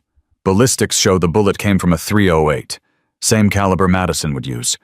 They're calling it a political assassination. They're saying Vance was a victim, not a perpetrator." "That's insane. We have the USB drive. We have evidence."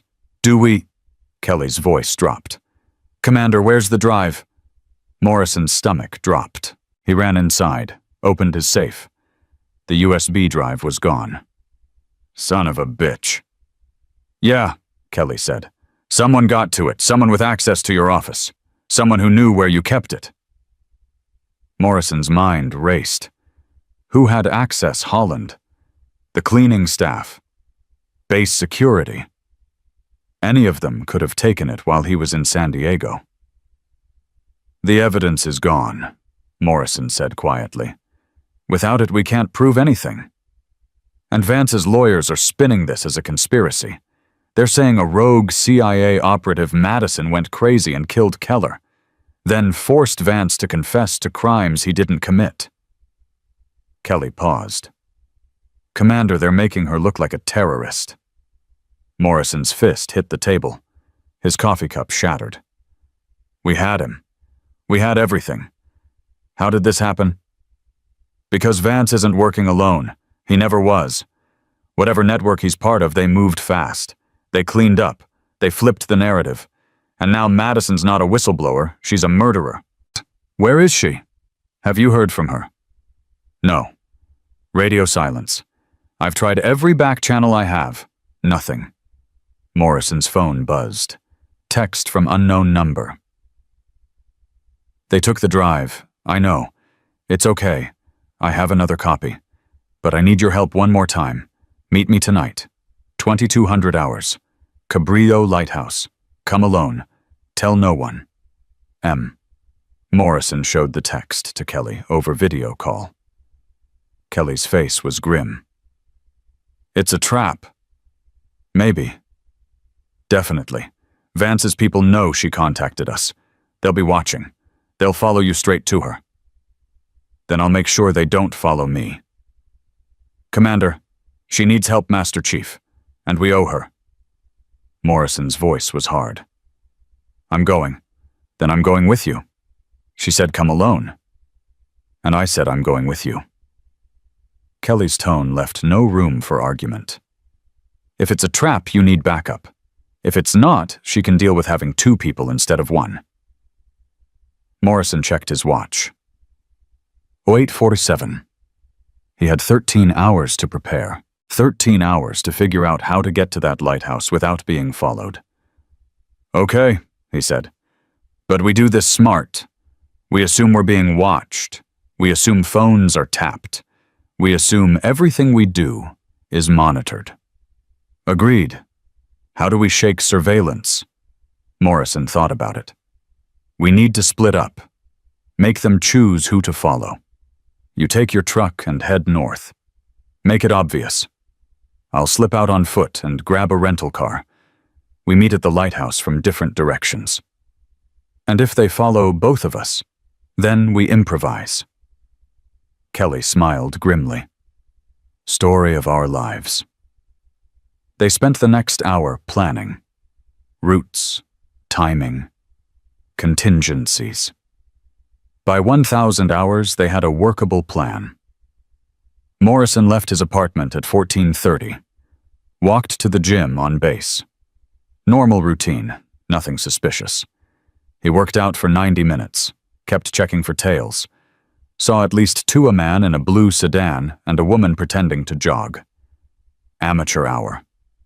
At 1600 he left the gym, walked to the commissary, bought groceries, still being followed. The man in the blue sedan stayed 50 yards back. The jogger had disappeared. Morrison drove home. Unloaded groceries. Waited.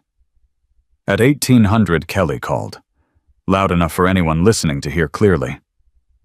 "Hey, Commander, you still up for that fishing trip tomorrow? I've got the boat reserved." "Yeah, sounds good. What time?" "Early, so 500. I want to get out before the tourists show up." "Works for me. See you then." They hung up. Anyone listening would think Morrison was settling in for the night, planning a fishing trip. Nothing urgent. At 1930, Morrison turned off all the lights in his apartment, made it look like he'd gone to bed early. Then he slipped out the back window. He moved through the darkness between buildings, stayed low, avoided streetlights. 30 years of training kicked in automatically. By 1950, he'd covered half a mile on foot without being spotted. He reached a car rental place 6 blocks from base, used cash, gave a fake name. The clerk didn't care. Handed him keys to a gray Honda Civic. Morrison drove toward the lighthouse, took a circuitous route, doubled back twice. Checked mirrors constantly. No tail. Kelly texted at 20:30 clear. En route. Morrison arrived at Cabrillo Lighthouse at 21:45. The parking lot was empty. He killed the engine. Sat in darkness. Waiting. The lighthouse stood against the night sky like a pale finger pointing at stars. Closed to tourists at this hour. Nothing moving except wind and waves below. Morrison's hand rested on his sidearm. Just in case. At 2200 exactly, a figure emerged from the shadows near the lighthouse base. Madison. She wore dark clothes. No coveralls this time. Tactical pants, black jacket boots built for running. Her hair was shorter. Different color. Brown instead of dark. Another disguise. Morrison stepped out of the car. "You changed your hair." "I change everything every 3 days. Habit." She looked at the car. "You weren't followed?" "No. I've been here since 1900. Nobody's come near this place except you." She paused. "Where's Kelly?" "How did you—" "Because Kelly wouldn't let you come alone. He's too smart for that." "Where is he?" As if on cue, Kelly emerged from behind a maintenance building, his hand near his weapon. "Ma'am," he said. Madison smiled. It was the first real smile Morrison had seen from her. "Master Chief, your field strip time really is 4:23. You should work on that." Kelly laughed despite himself.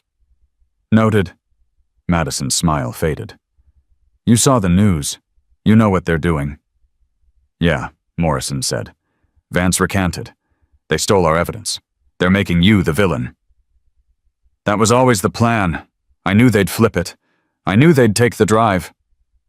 She pulled something from her jacket. Another USB drive. That's why I made 5 copies. 1 for you, 1 for Santos. 1 for insurance, 1 for my contact, and 1 for me.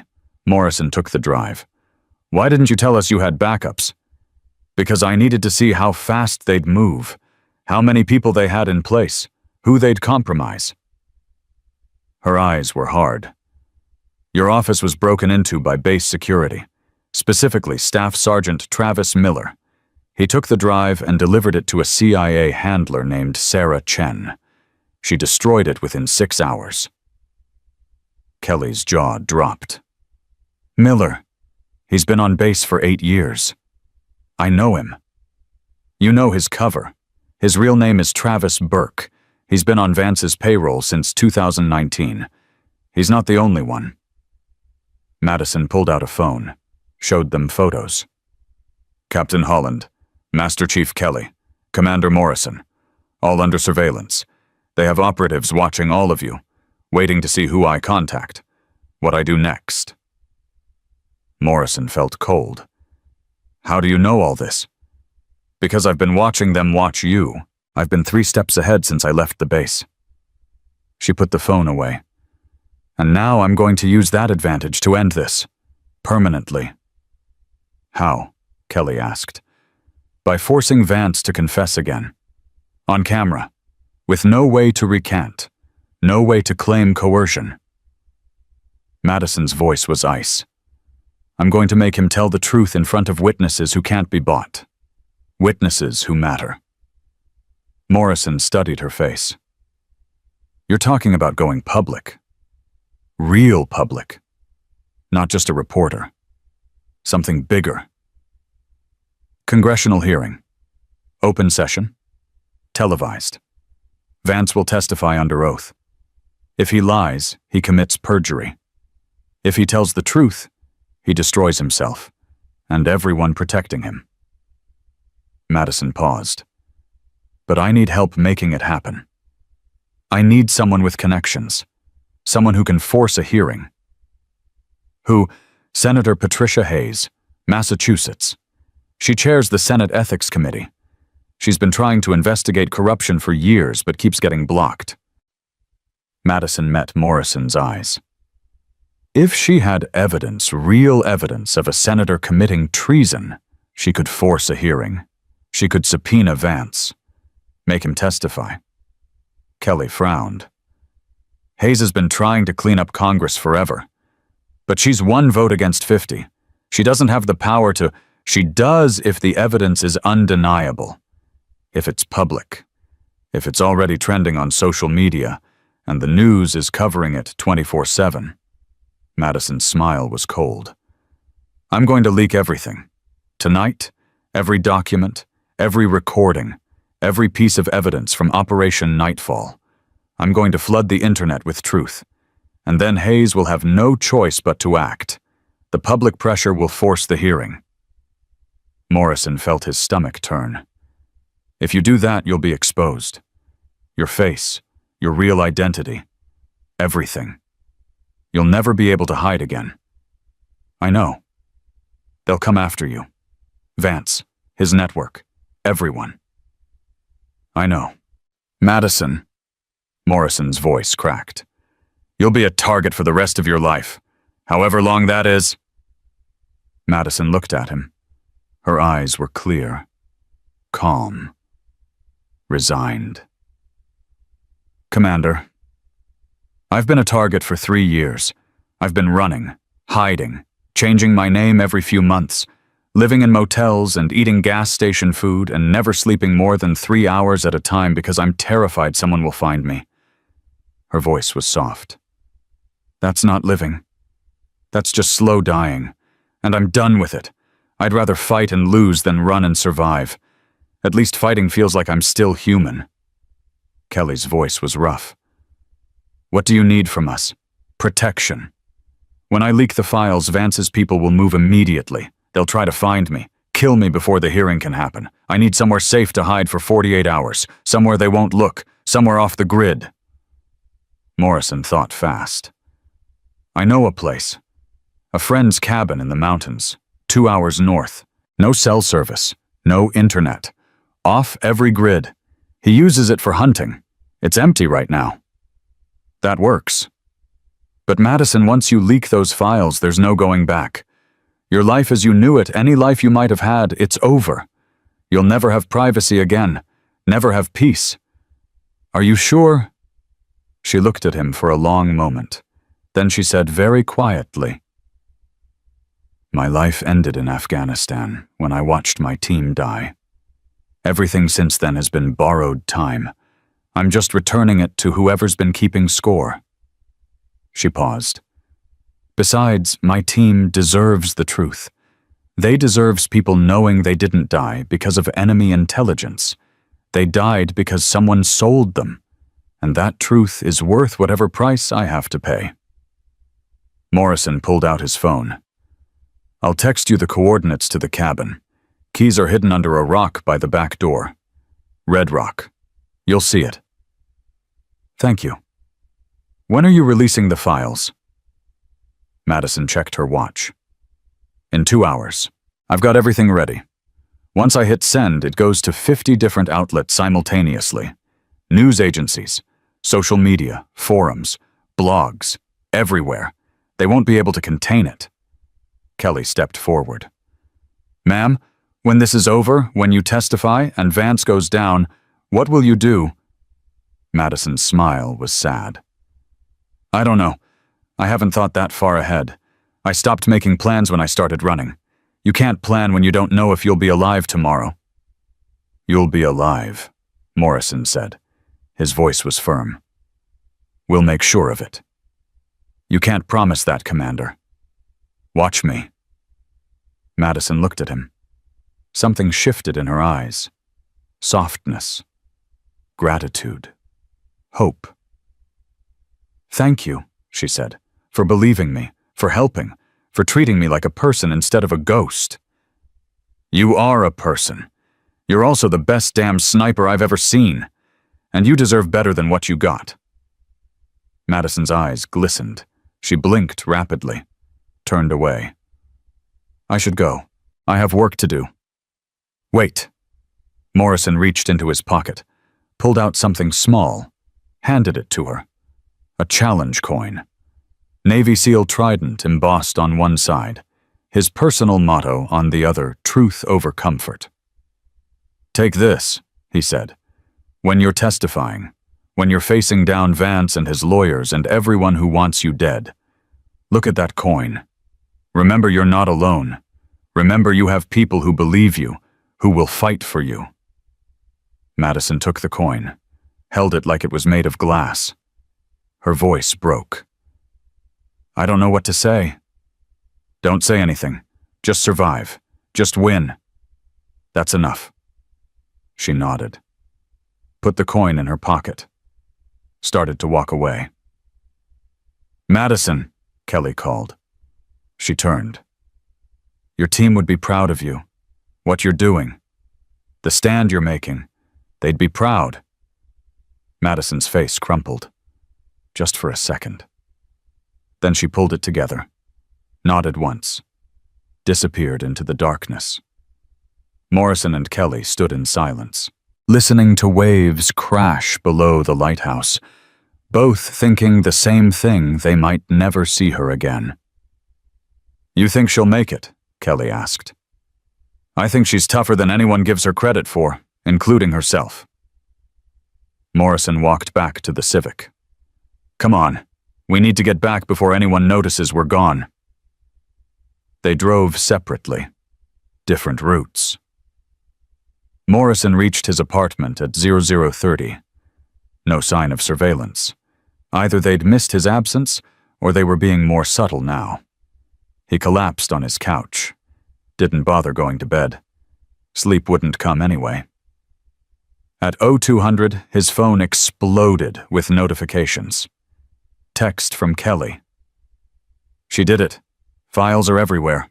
Twitter's going insane." Morrison opened his laptop, refreshed his news feed. The top 50 stories were all the same. Leaked documents reveal CIA Black Ops team betrayed by Senator. Photos, videos, audio recordings. Everything Madison had collected over 3 years of running. All of it public now. All of it undeniable. Social media was on fire. Hashtags trending worldwide. Operation. Nightfall. Vance. Traitor. Justice. For the fallen news anchors were scrambling to verify the information. But there was too much. Too many sources. Too many corroborating documents. Within an hour, major networks were running with the story. By 0300, Senator Patricia Hayes was on CNN.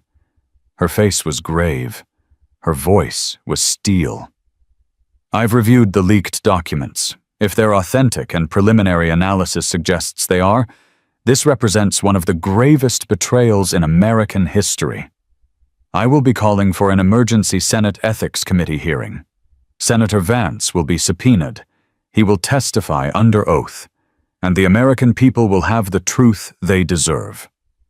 Morrison's phone rang. Holland. You see this? Holland's voice was rough. Yeah. She did it. She actually did it. Holland paused. Rick, I'm getting calls from Pentagon, from JSOC, from people I haven't talked to in years. Everyone wants to know if we know where she is. We don't. Good. Keep it that way.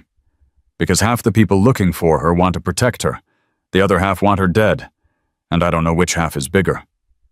What do? We wait. We watch. And if she surfaces, we make damn sure she stays alive long enough to testify. Holland's voice hardened. Rick, this is bigger than us now. This is about the integrity of every operation we've ever run, every mission we've ever trusted. If senators can sell out operators for money, nothing means anything anymore. I know, sir. So we protect her, whatever it takes. Yes, sir. Holland hung up. Morrison sat in the darkness, watching the news cycle explode, watching the story spread like wildfire, watching as the narrative Vance's lawyers had tried to create crumbled under the weight of evidence. His phone buzzed. Text from unknown number. I'm at the cabin. Safe for now. Thank you for everything. If I don't make it to the hearing, make sure they use the evidence. Make sure my team gets justice. That's all I've ever wanted. M. Morrison texted back. You'll make it. And you'll testify. And you'll watch Vance go down. Count on it. No response. But that was okay. She was safe. For now. And in 48 hours, she'd be in Washington, sitting in front of the Senate Ethics Committee, telling her story, exposing the truth. If she lived that long. Morrison stood up, made coffee. He wasn't sleeping tonight. Wasn't sleeping until Madison testified. Until Vance was in handcuffs. Until justice was done. Kelly showed up at his door at 0600. Looked like he hadn't slept either. News is saying Vance's lawyers are fighting the subpoena, Kelly said, claiming the leaked documents are fabricated, claiming Madison's a disgruntled former operative with an axe to grind. They're scared. They should be. Hayes isn't backing down. She's got bipartisan support now. Even Republicans are calling for the hearing. Nobody wants to be seen protecting a traitor. Morrison's phone rang. Unknown number. Morrison. Commander Morrison. A woman's voice. Professional, cold. This is Agent Sarah Chen, CIA. I need to speak with you about Madison Parker. Morrison's blood ran cold. Sarah Chen, the handler who'd taken the USB drive from Miller. I don't know anyone by that name. Don't play games, Commander. We know she contacted you. We know you helped her. We know you're hiding her. Chen's voice was ice. Tell me where she is. Right now. Or I'll have you arrested for obstruction of justice. You can't arrest me for not knowing something. I can arrest you for aiding a fugitive, for conspiracy, for mishandling classified information. I can destroy your career and throw you in prison for 20 years. Is that what you want?" Morrison's hand tightened on the phone. "What I want is for you to do your job, which is protecting American operatives, not hunting them down because they exposed corruption. Madison Parker is not a victim. She's a murderer. She killed Deputy Director Keller in cold blood. She coerced Senator Vance into making false statements. She leaked classified information that endangers national security. Those are lies, and you know it." "Are they?" Chen's voice was cold. "Or are you just a fool who got played by a mentally unstable operator who should have died with her team?" Morrison's rage was a physical thing now, burning in his chest. "Listen to me very carefully. Madison Parker is a hero. She survived an ambush that killed her team, an ambush that was arranged by the very people who were supposed to protect her, and now she's fighting back. And nothing you say, nothing you do will change that. Where is she, Commander? Go to hell." He hung up. Kelly's face was pale. "That was Chen. Yeah, they know we're involved. They'll be coming after us now." "Let them come." Morrison's voice was hard. "We've got 48 hours until the hearing. All we have to do is keep Madison alive until then. After she testifies, it won't matter what Chen or Vance or anyone else does. The truth will be out, officially, on record. Nothing can bury it then." Kelly nodded. "So we protect her. For 48 hours. For 48 hours. Morrison grabbed his keys. "Let's go.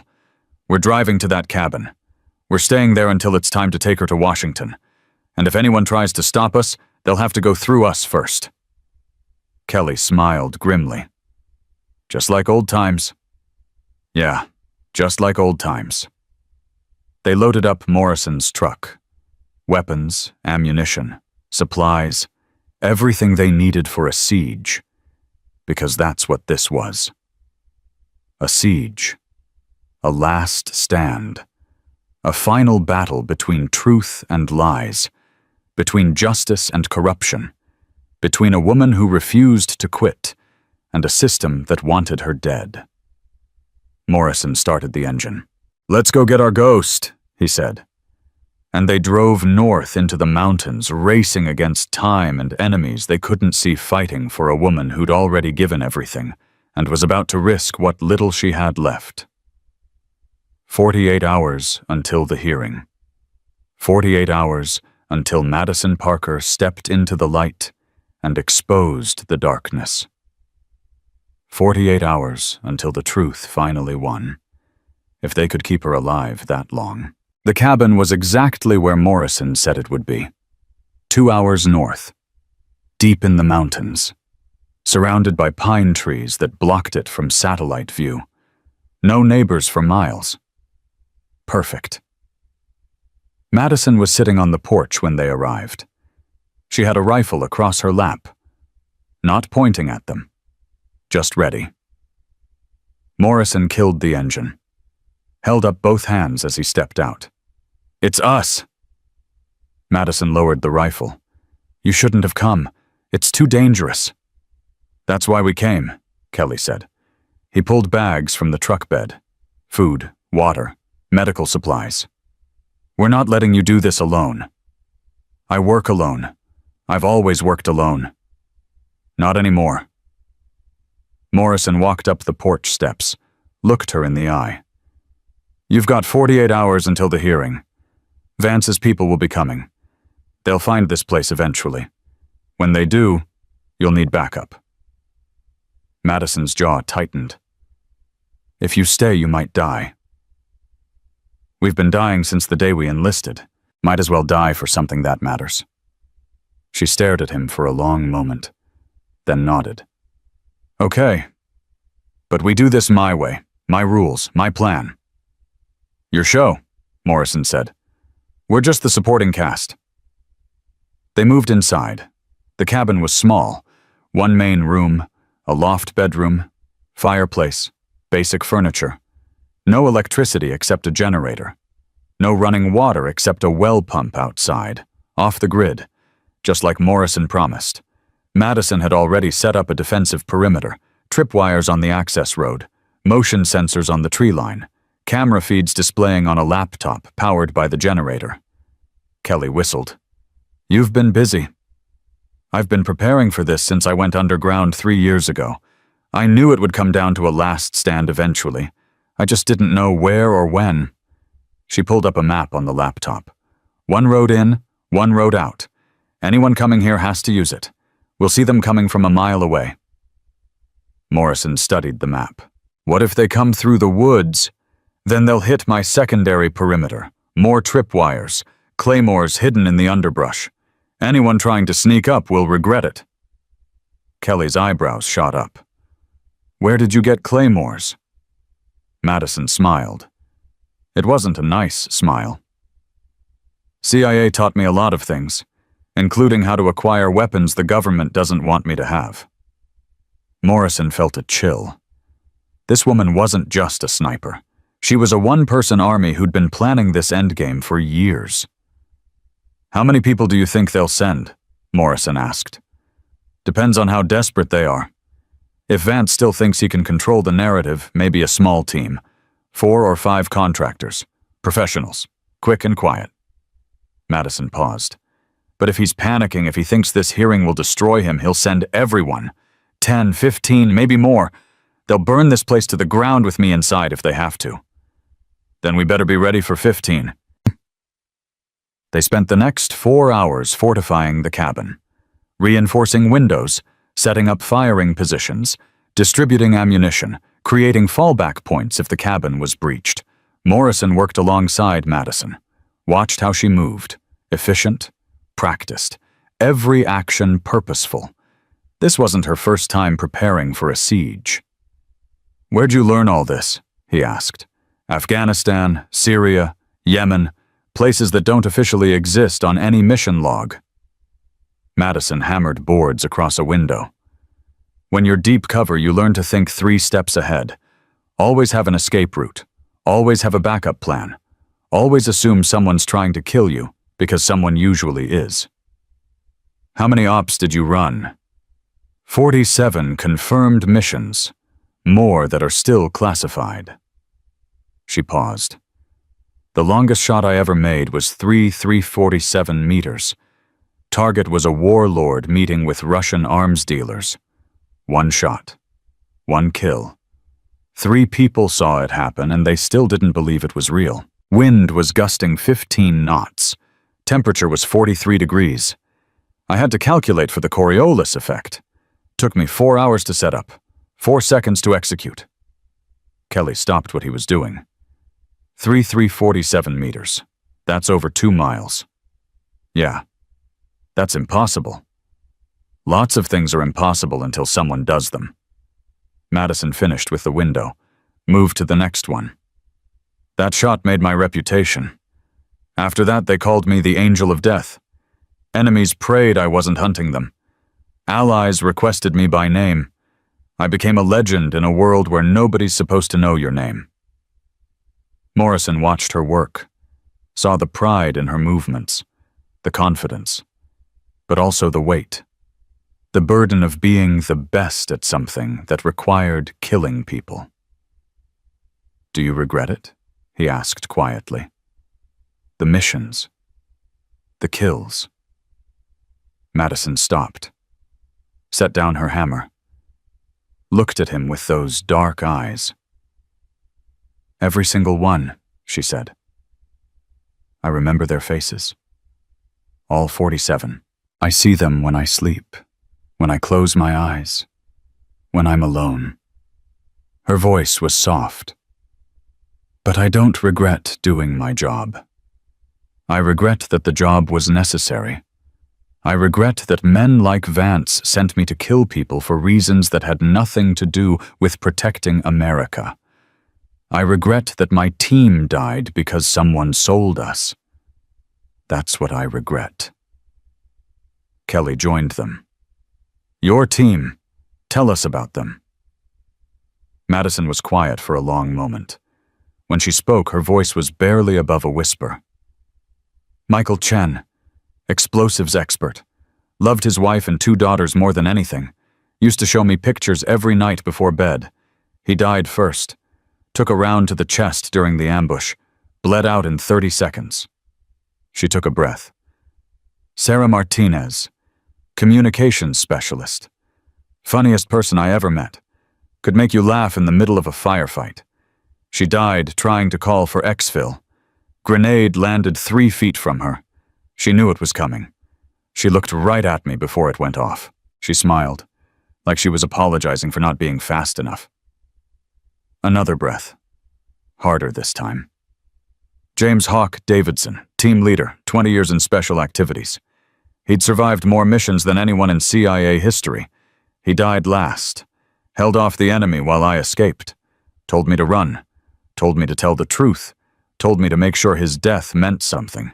I heard him screaming over comms for 2 minutes before they killed him. Morrison's throat was tight. And the others, David Kim, Marcus Thompson, both died in the initial ambush. Never had a chance. They were stacked up at the door when the shooting started. Cut down before they could return fire. Madison's hands were shaking now. 5 people. 5 of the best operators in American intelligence. Dead because someone wanted $50 million. She looked at Morrison, tears streaming down her face, but her voice was steady. That's why I can't stop. That's why I leaked the files. That's why I'm going to testify, even if it kills me. Because they deserve justice. They deserve people knowing the truth. They deserve better than dying in a classified grave that nobody knows exists. Morrison reached out, gripped her shoulder. They'll get justice. I promise you that. You can't promise that, Commander. Watch me. They finished fortifying the cabin as the sun set. Morrison checked the perimeter one more time. Everything was ready. Everything was in place. Now they waited. Night fell. They took shifts. 2 awake. 1 sleeping. Morrison took first watch with Madison. Kelly crashed in the loft. Morrison sat by the window, rifle across his lap, watching the camera feeds. Nothing moved except wind in the trees. Madison sat across from him, cleaning her rifle. The same careful movements she'd used on the Barrett that first day. Precision. Respect. Love for the weapon that had kept her alive. "Can I ask you something?" Morrison said. "Yeah." "Why'd you come to Coronado? Why work as a maintenance contractor when you could have disappeared completely?" Madison didn't look up from her rifle. "Because I missed it. The weapons, the operators, the smell of gun oil and the sound of range fire. I missed feeling like I was part of something bigger than myself." She paused. "And because I was tired of running. I wanted to be near people who understood, even if they didn't know who I really was." "Did it help?" "For a while, until you caught me with that Barrett." She smiled. "You terrified me that morning. Not because you were angry, but because I thought I'd finally found a place where I could breathe. And then you were going to take it away." "I'm sorry." "Don't be. You were protecting your men. That's what good leaders do." She looked up, met his eyes. "You're a good leader, Commander. Your men respect you. They'd follow you anywhere. That's rare. So are operators who care about anything except the mission." "Is that what you think I am? Someone who cares?" "Yeah, I think that's exactly what you are. You care so much it's killing you. You care about your team, about justice, about truth, about doing the right thing even when it destroys you." Morrison leaned forward. "Most people would have taken the out, would have accepted the fake death and disappeared forever. But you couldn't do that, because you care too much to let the bastards win." Madison's eyes glistened. "Caring too much is what got my team killed." "No, Vance got your team killed. You're just the one who survived to tell the story." They sat in silence for a while. Then Madison said, "What will you do? After the hearing? After all this is over?" Morrison thought about it. "I don't know. Keep doing my job, I guess. Train SEALs, run missions, try to make sure what happened to you doesn't happen to anyone else. And if it does, then I'll fight it, same as you. Madison smiled. You're a good man, Commander Morrison. Your country's lucky to have you. So was your country, until it betrayed you. At 0300, the motion sensors went off. Morrison was instantly alert. Kelly scrambled down from the loft. Madison moved to the laptop. 2 vehicles, she said. Her voice was calm, professional. Approaching on the access road, moving slow, no headlights. How many people? Kelly asked. Can't tell yet. Wait. She zoomed in on the camera feed. I count 6, all armed, professional gear. This isn't local police. This is a contractor team. Morrison checked his rifle. Full magazine. Round chambered. 6 against 3. Could be worse. Could be better, Kelly muttered. Madison stood, moved to a firing position by the window. They'll try to negotiate first. Try to get me to surrender. When that doesn't work, they'll breach. How do you know? Because that's what I'd do. The vehicle stopped 100 yards from the cabin. Doors opened. 6 figures emerged, all wearing tactical gear, all carrying rifles. One of them pulled out a bullhorn. Madison Parker, this is Agent Chen, CIA. You're surrounded. Come out with your hands up. Nobody has to get hurt. Madison's laugh was bitter. Liar. Morrison looked at her. You know her? Yeah, Sarah Chen. She was my handler during Operation Nightfall. She's the one who told us to abort when we were under fire.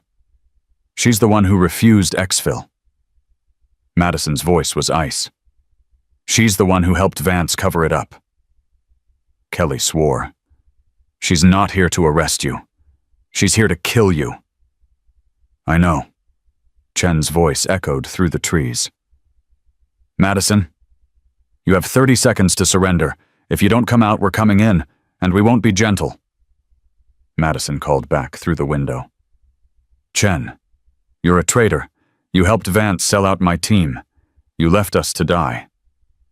Silence. Then Chen's voice again. Colder now. You don't know what you're talking about. You're mentally unstable. You need help. I need justice, and I'm going to get it. In 48 hours, I'm testifying before Congress, and I'm going to tell them everything, including your name. More silence. Then gunfire erupted. Rounds slammed into the cabin, shattering windows, punching through walls. Morrison dove to the floor. Kelly returned fire. Madison stayed calm, took aim, fired once. One of the contractors dropped. 5 left, she called out. The shooting stopped. Chen was shouting orders. The contractors were spreading out, flanking positions. They're trying to surround us, Morrison said. Let them try. Madison moved to another window. Kelly, cover the back door. Commander, stay on the front. I'll take the sides. Nobody gets in. More gunfire. This time from 2 directions, front and right side. The contractors were coordinating. Professional. Madison fired twice more. 4 left, Kelly shouted from the back. I've got movement. 2 contacts. Take them. Kelly's rifle cracked. Once, twice, 1 down, 1 retreating. Morrison saw movement through his scope. A contractor trying to reach the porch. He fired. The contractor stumbled. Fell. Didn't get up. 2 left, Morrison called. Chen's voice again. Desperate now. Fall back, fall back. The remaining contractors retreated to the vehicles, started the engines, tried to leave. Madison was already moving. She climbed to the loft, opened the window, set up her rifle. Morrison watched her work, watched her settle into the weapon. That same calm breathing, that same perfect stillness. She fired once. The first vehicle's tire exploded. The SUV swerved, crashed into a tree. She fired again.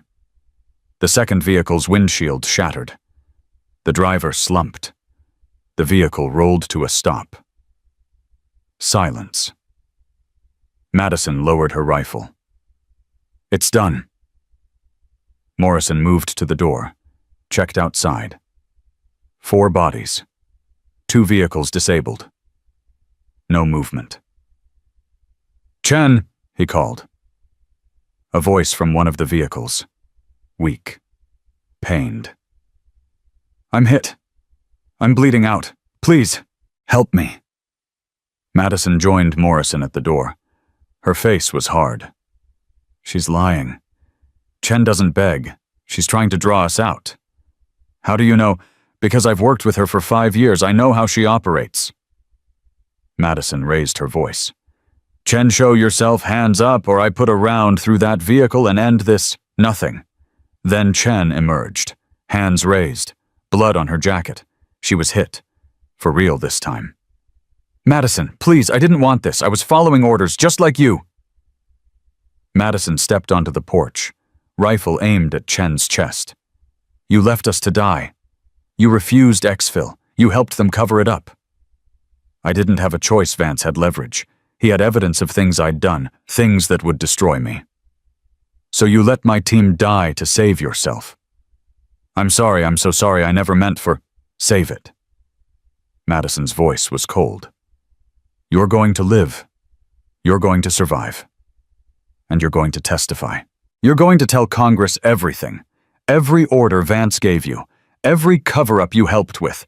Every operator you betrayed. You're going to burn with him." Chen's face went white. "If I do that, they'll kill me." "Good. Now you know how it feels." Morrison called 911, reported shots fired, officers wounded, gave the location. Then he zip-tied Chen's hands and sat her against a tree. Chen looked up at Madison, blood soaking through her jacket. "You won't win. Vance has too many connections, too many people protecting him. Even if I testify, even if you testify, he'll walk. We'll see about that." Sirens wailed in the distance, coming closer. Madison looked at Morrison.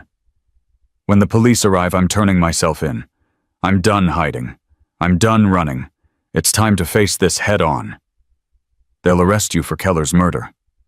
"I know, but Senator Hayes will get me out. She needs my testimony. She'll make sure I stay alive long enough to give it." Kelly joined them on the porch. "You sure about this?"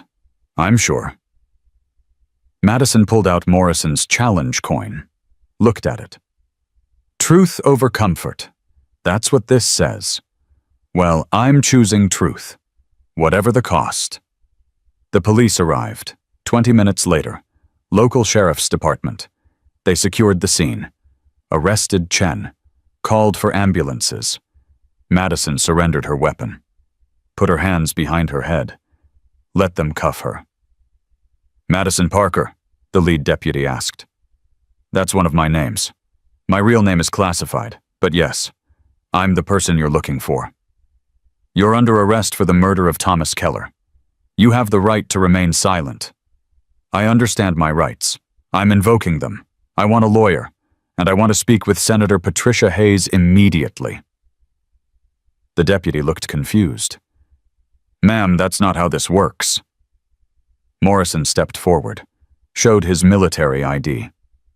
"Deputy, this woman is a material witness in a federal investigation. She's testifying before Congress in 48 hours. Senator Hayes needs to be notified immediately. National security matter." The deputy looked even more confused, but he made the call. 20 minutes later, Hayes herself was on the line. Her voice was steel. "Put Madison Parker on the phone, now." The deputy handed over his cell phone. Madison took it. "Senator Hayes." "Ms. Parker, I've been trying to reach you for 3 days. We need your testimony. Vance's lawyers are fighting the subpoena. Without you, the hearing falls apart." "I'll testify, but I need immunity, full immunity, for everything I've done since Afghanistan, including Keller." Hayes was quiet for a moment. "Keller's death is complicated. Self-defense. He was part of the conspiracy. He ordered the hit on my team. He's been hunting me for 3 years. When I confronted him, he drew a weapon. I shot first. That's self-defense. I can work with that. Hayes paused. But you need to understand something.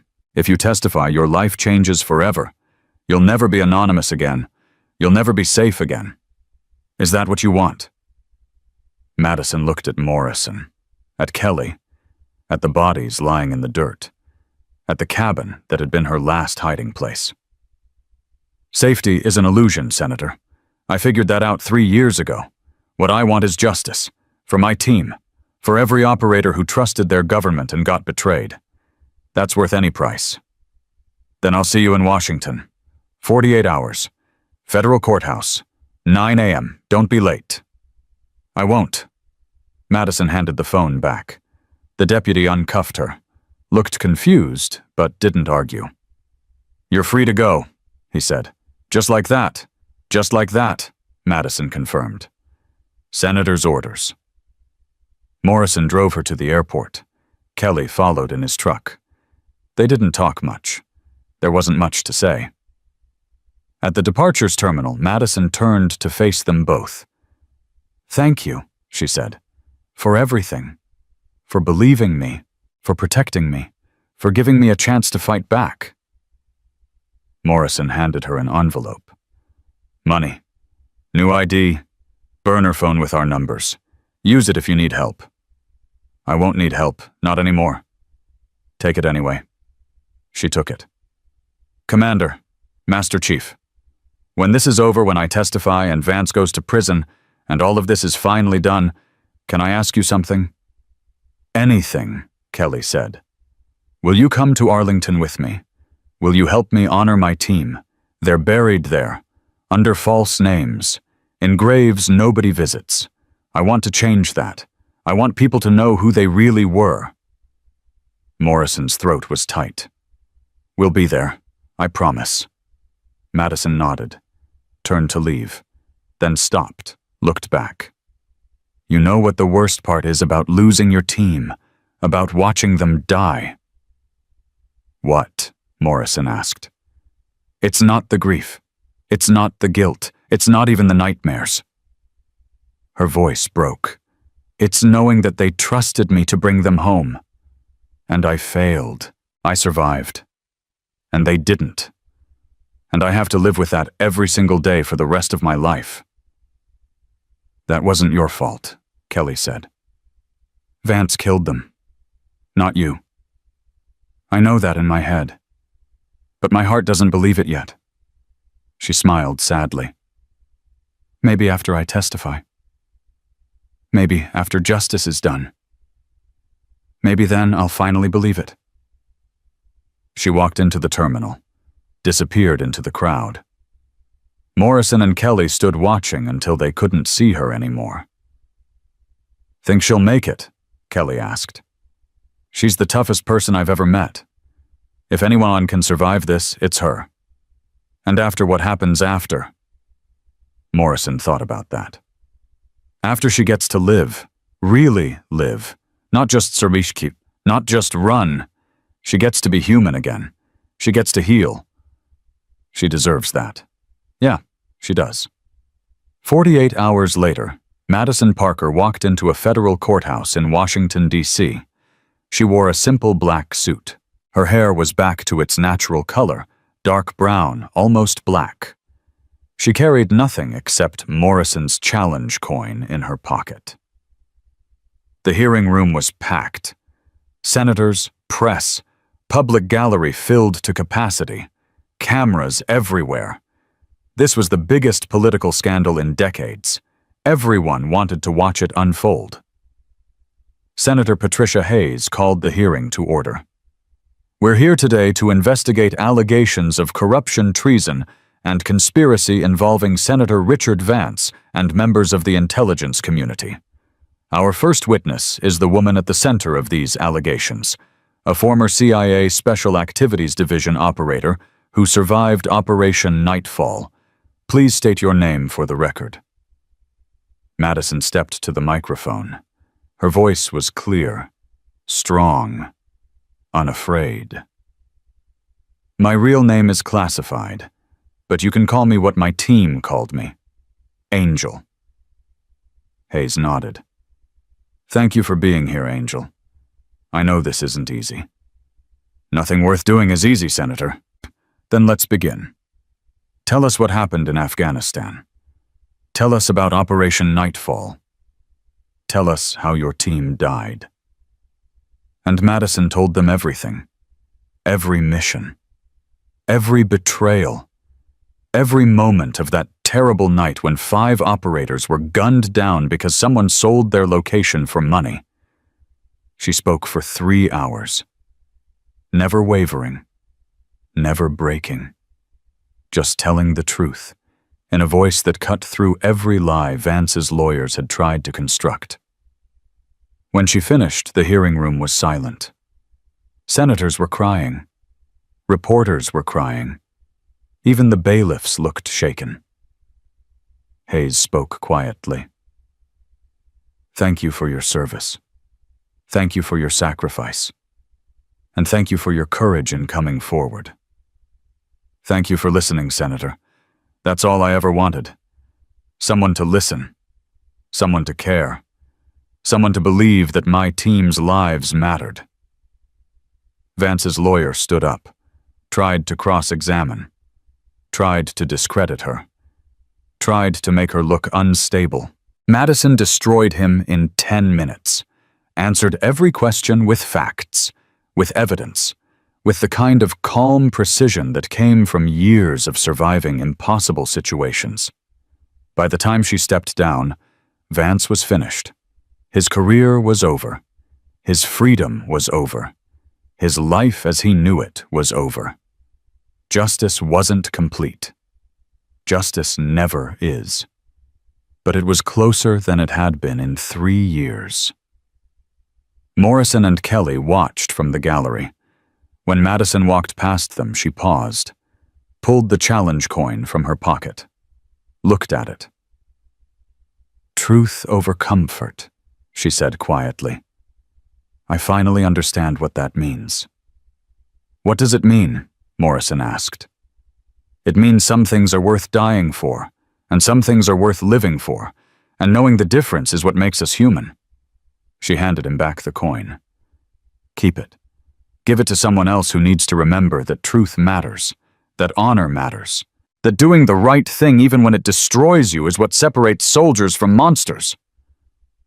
Morrison took the coin, but he also took her hand. You're not giving this back. You earned it. You keep it. And every time you look at it, remember that you won. You beat them. You survived. And your team would be so damn proud of you. Madison's eyes filled with tears. But she was smiling. Really smiling. For the first time in 3 years. Thank you, Commander. For everything. Thank you, Angel, for showing us what real courage looks like. She walked out of the courthouse into bright sunshine. Free. Finally free. Morrison turned to Kelly. It's over. No, Kelly said. It's just beginning. For her. For all of us. Because what she did exposing that corruption fighting, that network that's going to inspire others. Other operators who've been silenced. Other whistleblowers who've been scared. She showed them it's possible to fight back and win. Morrison smiled. Yeah, she did. 3 months later, Morrison stood at Arlington National Cemetery. Kelly beside him. Madison between them. 5 graves. 5 headstones. 5 names that had been classified until Madison's testimony forced the government to acknowledge them. Michael Chen, Sarah Martinez, James Davidson, David Kim, Marcus Thompson, the fallen of Operation Nightfall, finally honored, finally remembered, finally given the recognition they deserved. Madison knelt before each grave, placed a hand on each stone, whispered words Morrison couldn't hear. When she finished, she stood, looked at the graves. tears streaming down her face. "They're home," she said quietly. "Finally home." "So are you," Morrison said. Madison looked at him. "Am I? Yeah, you are. You fought your war. You won your battle. Now you get to rest." "I don't know how to rest. I only know how to fight." "Then learn. Because the world needs people who know how to do both, who know when to fight and when to lay down their weapons, who know that sometimes the greatest courage isn't pulling the trigger, it's choosing not to."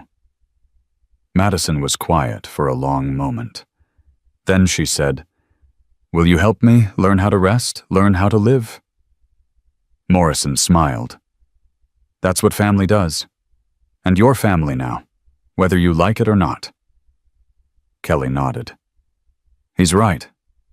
You're stuck with us." Madison laughed. It was the first time Morrison had heard her really laugh. Not the bitter laugh of someone who'd lost everything, but the genuine laugh of someone who'd finally found something worth keeping. They left Arlington together.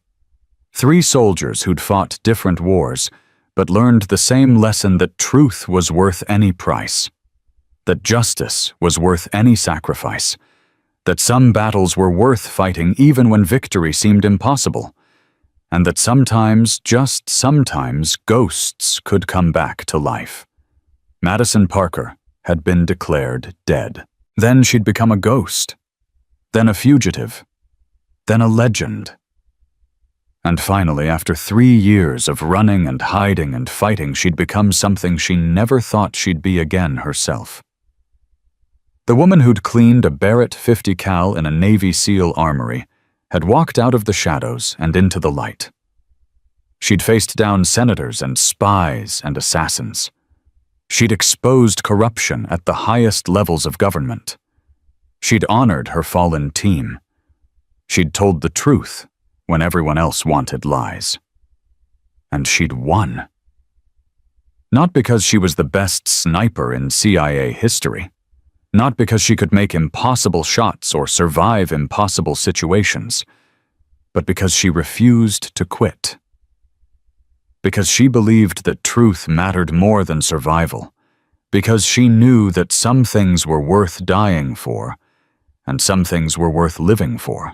Commander Rick Morrison had learned something that day in the armory when he'd yelled at a woman he thought was just a cleaning lady. Never judge people by their coveralls.